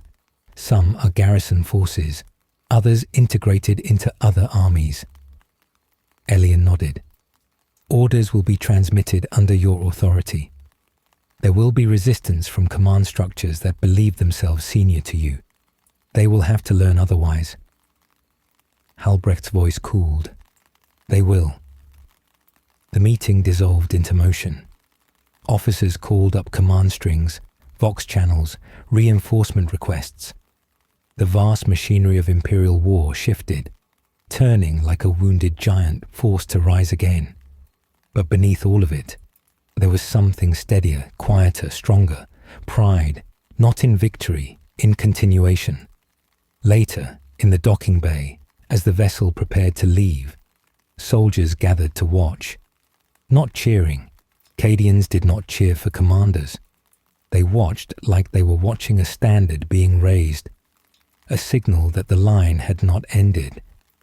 Sarah tightened the straps on her armor, movements precise, ritualistic. Halbrecht watched the maintenance crews finish rearming their ship. Imperial technicians inspected the alien systems with reverent suspicion, unable to comprehend them, yet respecting them all the same. One young soldier approached, helmet tucked under his arm. His armor bore the black and green of the 302nd. He stopped a step before Halbrecht, standing at rigid attention. "Sir," he said, voice steady but young, "my parents died at Cassacraft. My brother died in the retreat from the Pillar Plains. I thought Cadia was gone. Not just the world, but all of it." Halbrecht studied him. Not his wounds, not his rank, but his eyes. He saw the inheritance of every Cadian who had ever gripped a rifle and stepped into a storm. "What is your name?" Halbrecht asked. "Trooper Garin Holt, sir." Halbrecht placed a hand on Holt's shoulder, not as a blessing, but as recognition. "Cadia lives in you," he said. "It lives wherever you stand, so stand well." Holt's throat tightened, not in weakness, but in the kind of emotion Cadians were never taught how to voice. He saluted, sharp as a blade, and stepped back into formation. Sarah joined Halbrecht at the boarding ramp. "They'll follow you," she said softly. Halbrecht shook his head. "They'll follow Cadia. We only carry the torch." Sarah gave a faint, tired smile. "Then let's make sure it stays lit." They boarded, the hatch sealed. The ship detached from the docking arms, drifting out into the dark before the drives ignited with a silent flare. No roar, no thunder, only motion. Caldrin Prime's coordinates burned steady on their navigation array. Halbrecht stood in the viewport again, staring into the void that had once held their world. Sarah stood beside him. Neither spoke for a long time. Then Halbrecht said, as if it was simply the truth of breath, "We do not rebuild Cadia." Sarah nodded. "We carry it forward." Outside, the stars stretched into lines. The ship leapt into the abyss. Cadia fell. Cadia stands. The ship emerged from transit into a region of flickering starlight and fire.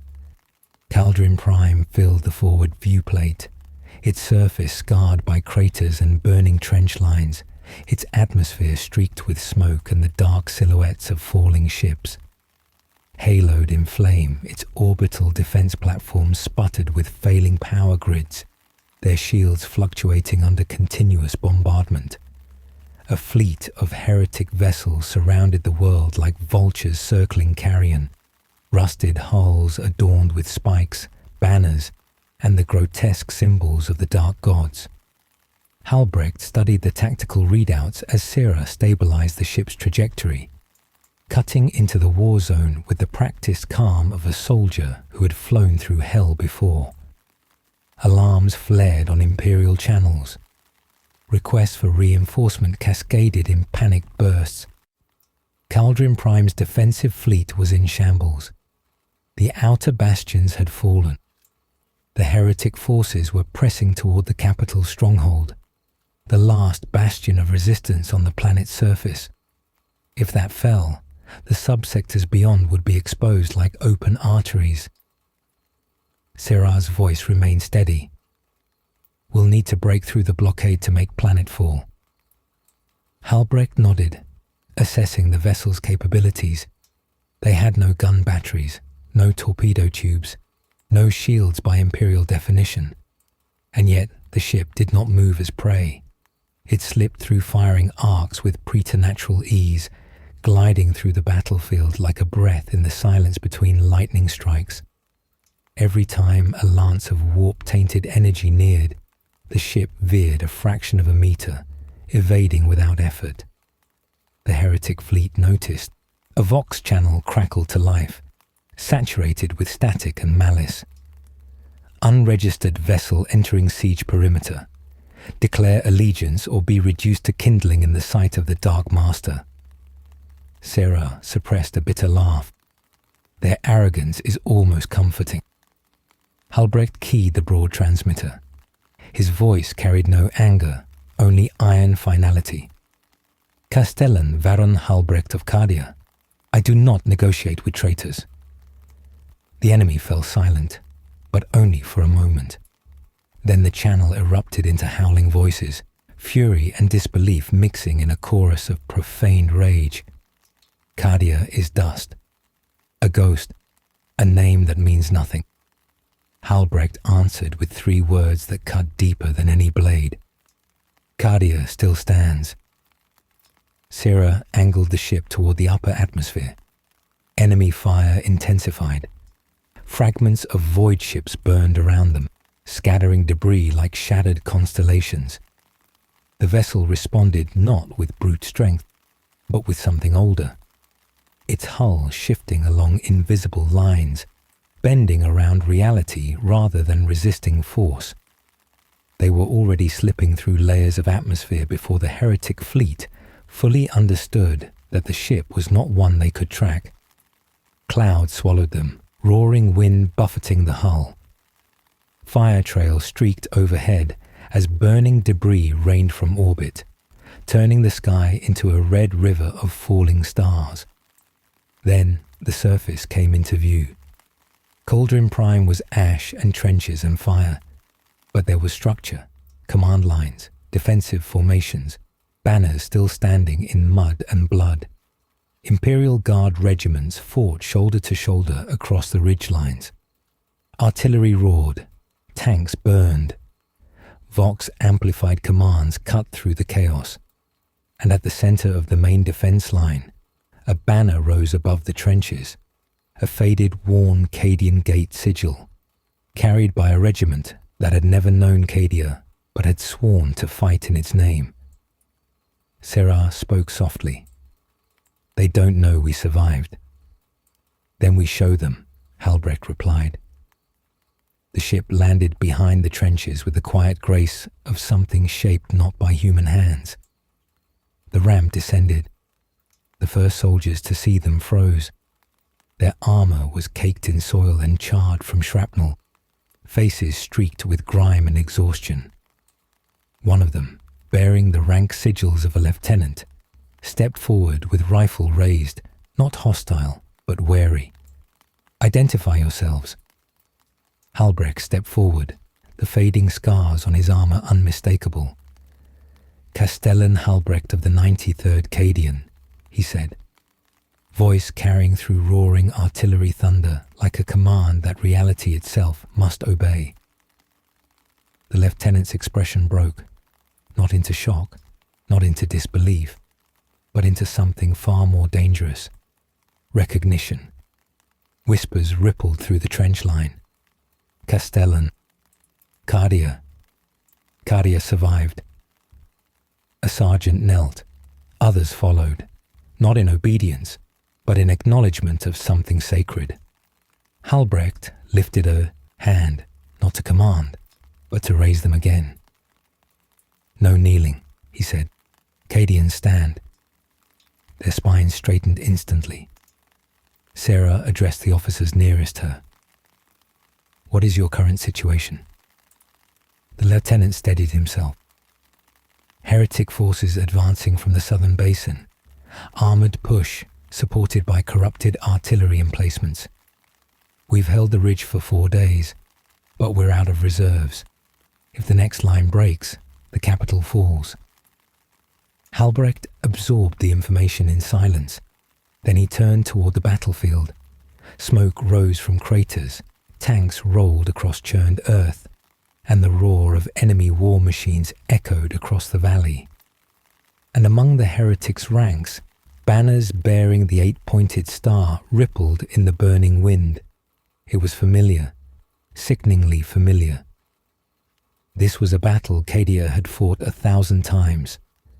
Halbrecht stepped onto the forward firing step, raising his voice to carry across the trench line, not as a speech, but as an order. "Cadians, you hold this ground not for glory, not for survival, but because the galaxy needs you to hold it. You carry our world in your blood. Let the enemy feel the weight of every Kassa that ever stood, every soldier that ever marched, every child that ever learned to fire before they learned to speak." The wind shifted. The smoke parted just enough for the soldiers to see his face. "Cadia did not fall. We chose our end so the Imperium could endure, but our duty did not die with our world." His voice rose, not a shout, but a command carried on the bones of history. "Now stand. Stand as Cadia has always stood." The regiments responded, not with cheering, but with the thunder of rifles being locked, tank engines roaring to life, and voices shouting in unison across the trenches. "Cadia stands." The battlefield shifted, not in terrain, in spirit. Sarah moved to the artillery crews, directing fire adjustments with calm precision. Halbrecht strode toward the forward trenches, drawing his sword.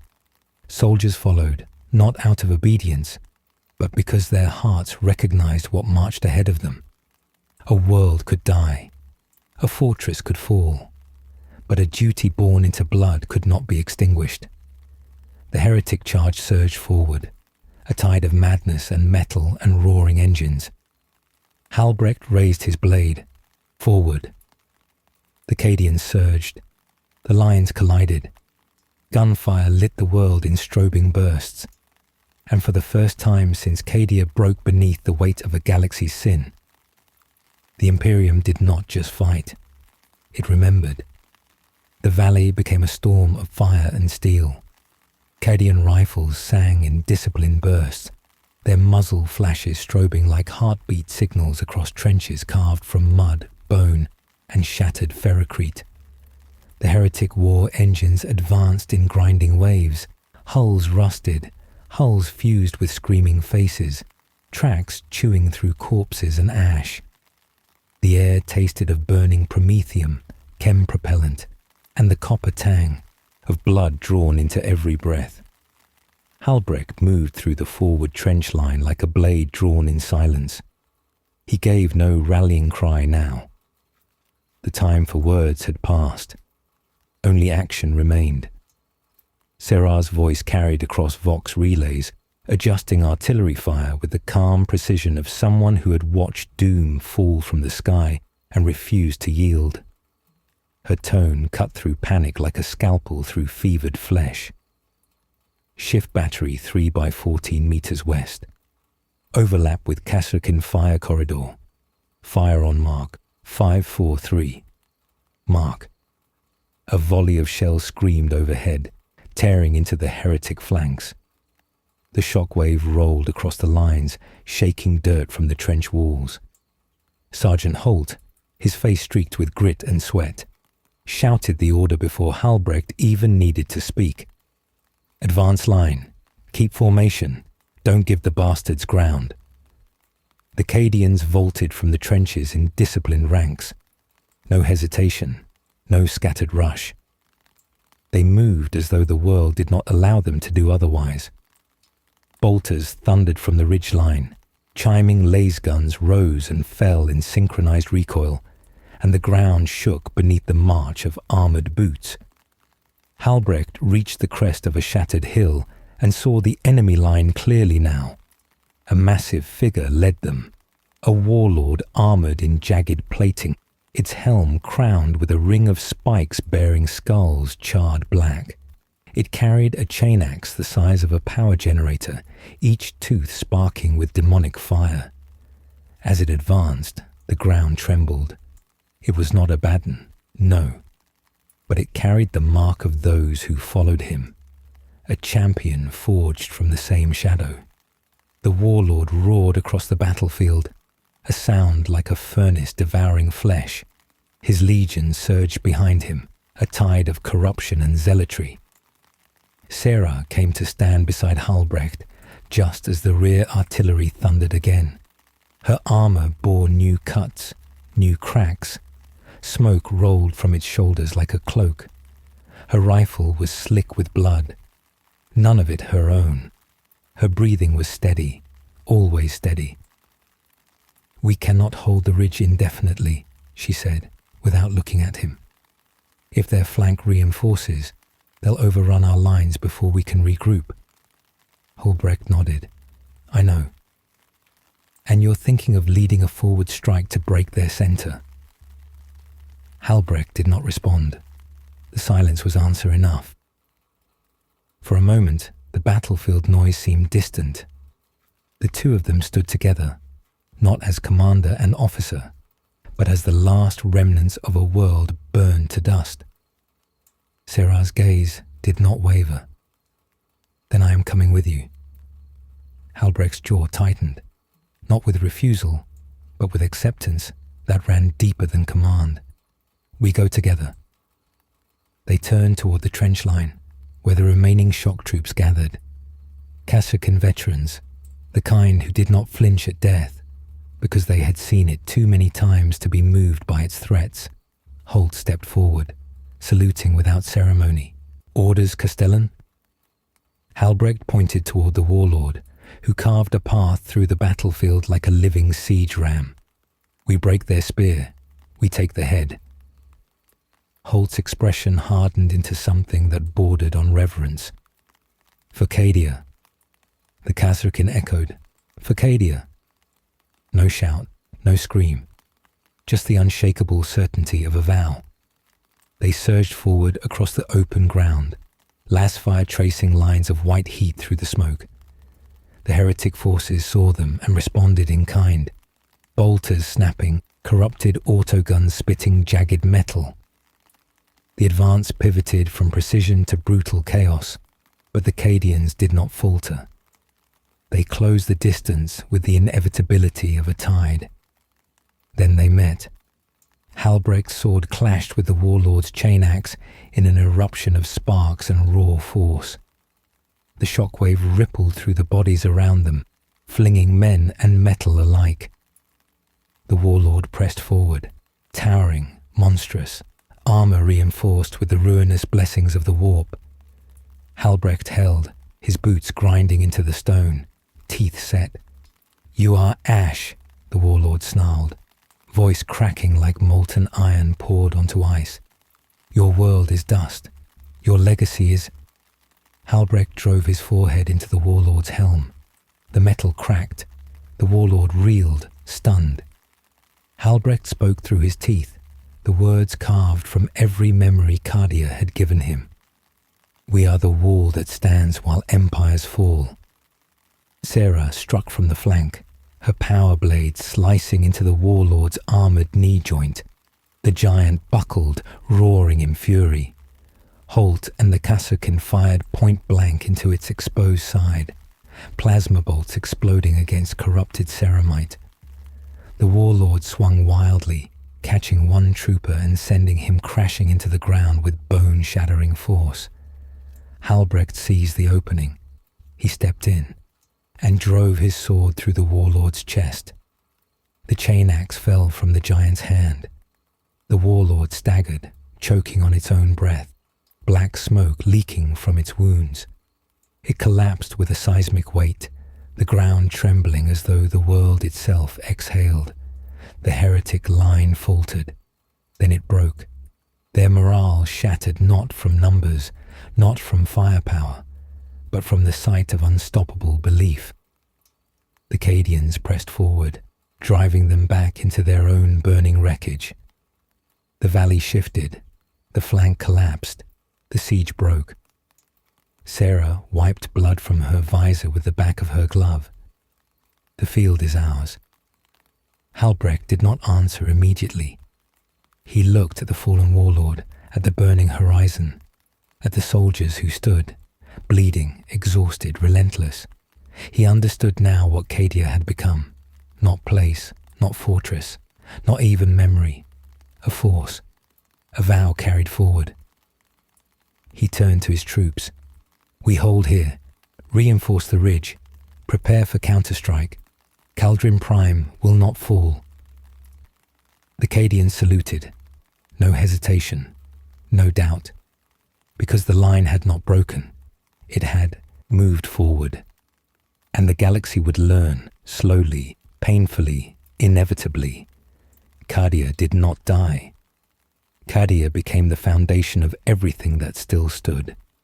Smoke rolled over the battlefield in slow, drifting sheets, carrying with it the scent of burnt oil, blood, and earth torn open by artillery.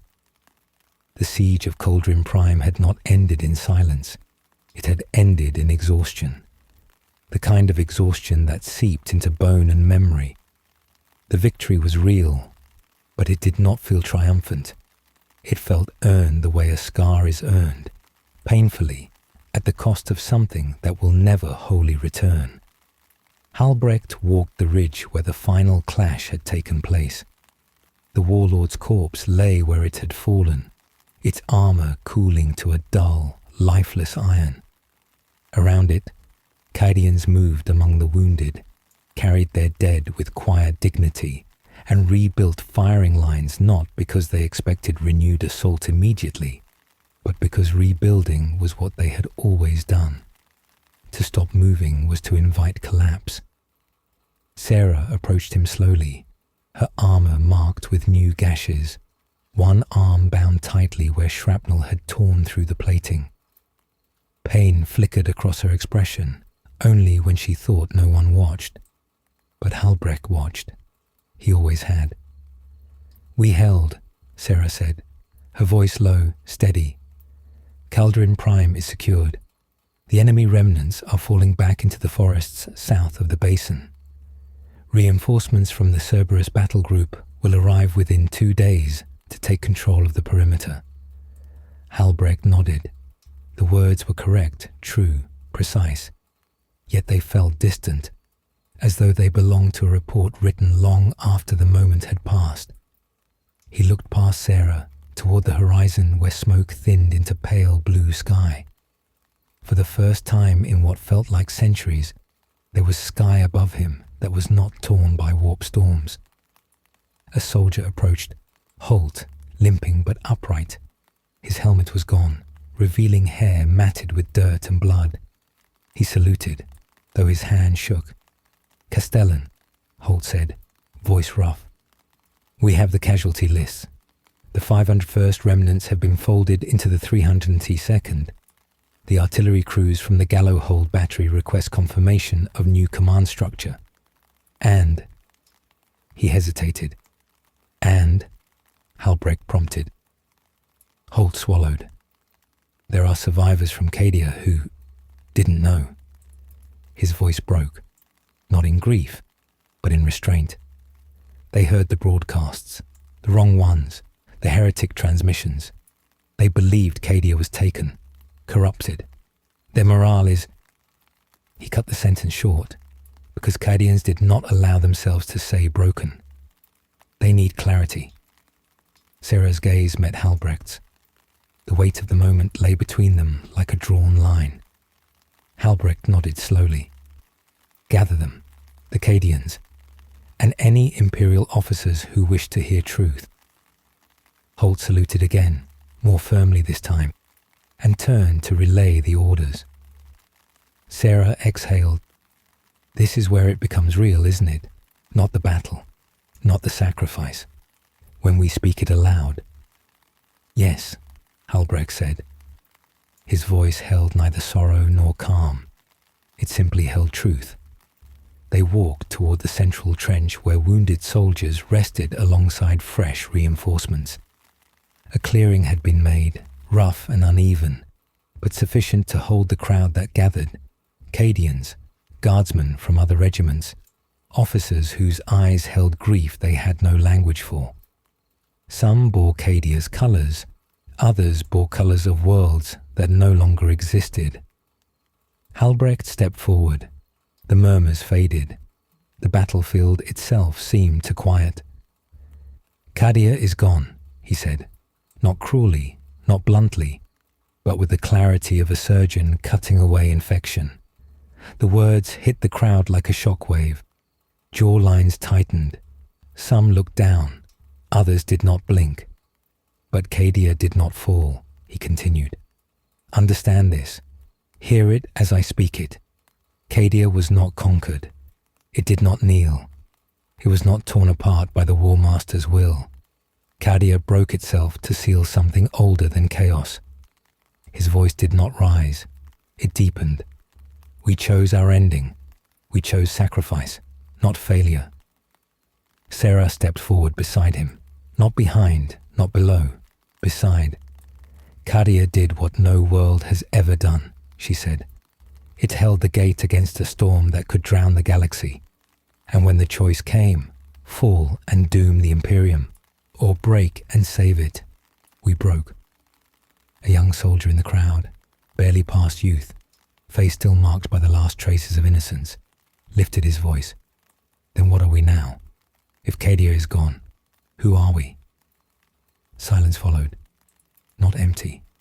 Listening. Halbrecht's answer came with the slow inevitability of gravity. We are Cadia. He stepped forward, pointing not to himself, not to Sarah, but to the crowd. It was never the stone, never the soil, never the walls. Cadia has always been the ones who stand, who hold when others flee, who choose duty when others choose life. He turned, looking at the wounded, the weary, the ones who could barely stand but refused to sit.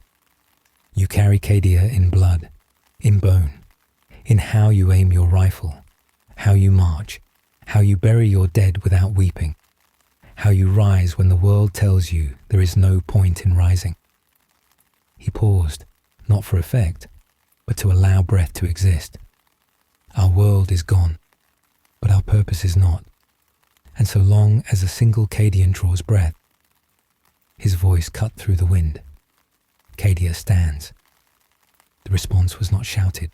It was breathed, spoken through clenched teeth, exhaled through lungs filled with smoke. A vow born of grief and iron. Cadia stands. Sarah closed her eyes, only for a heartbeat, and when she opened them, something old and unbreakable lived behind them again. The moment held, until the sound of boots approached from behind. Lord General Elian, her expression grave, not with sorrow, but with something like reverence. Castellan Halbrecht, Captain Sarah, the High, Command has requested your presence aboard the command ship. Word of your return has spread faster than any signal we could control. They want answers. They want memory. They want guidance. Halbrecht did not ask what they wanted him to say. He already knew.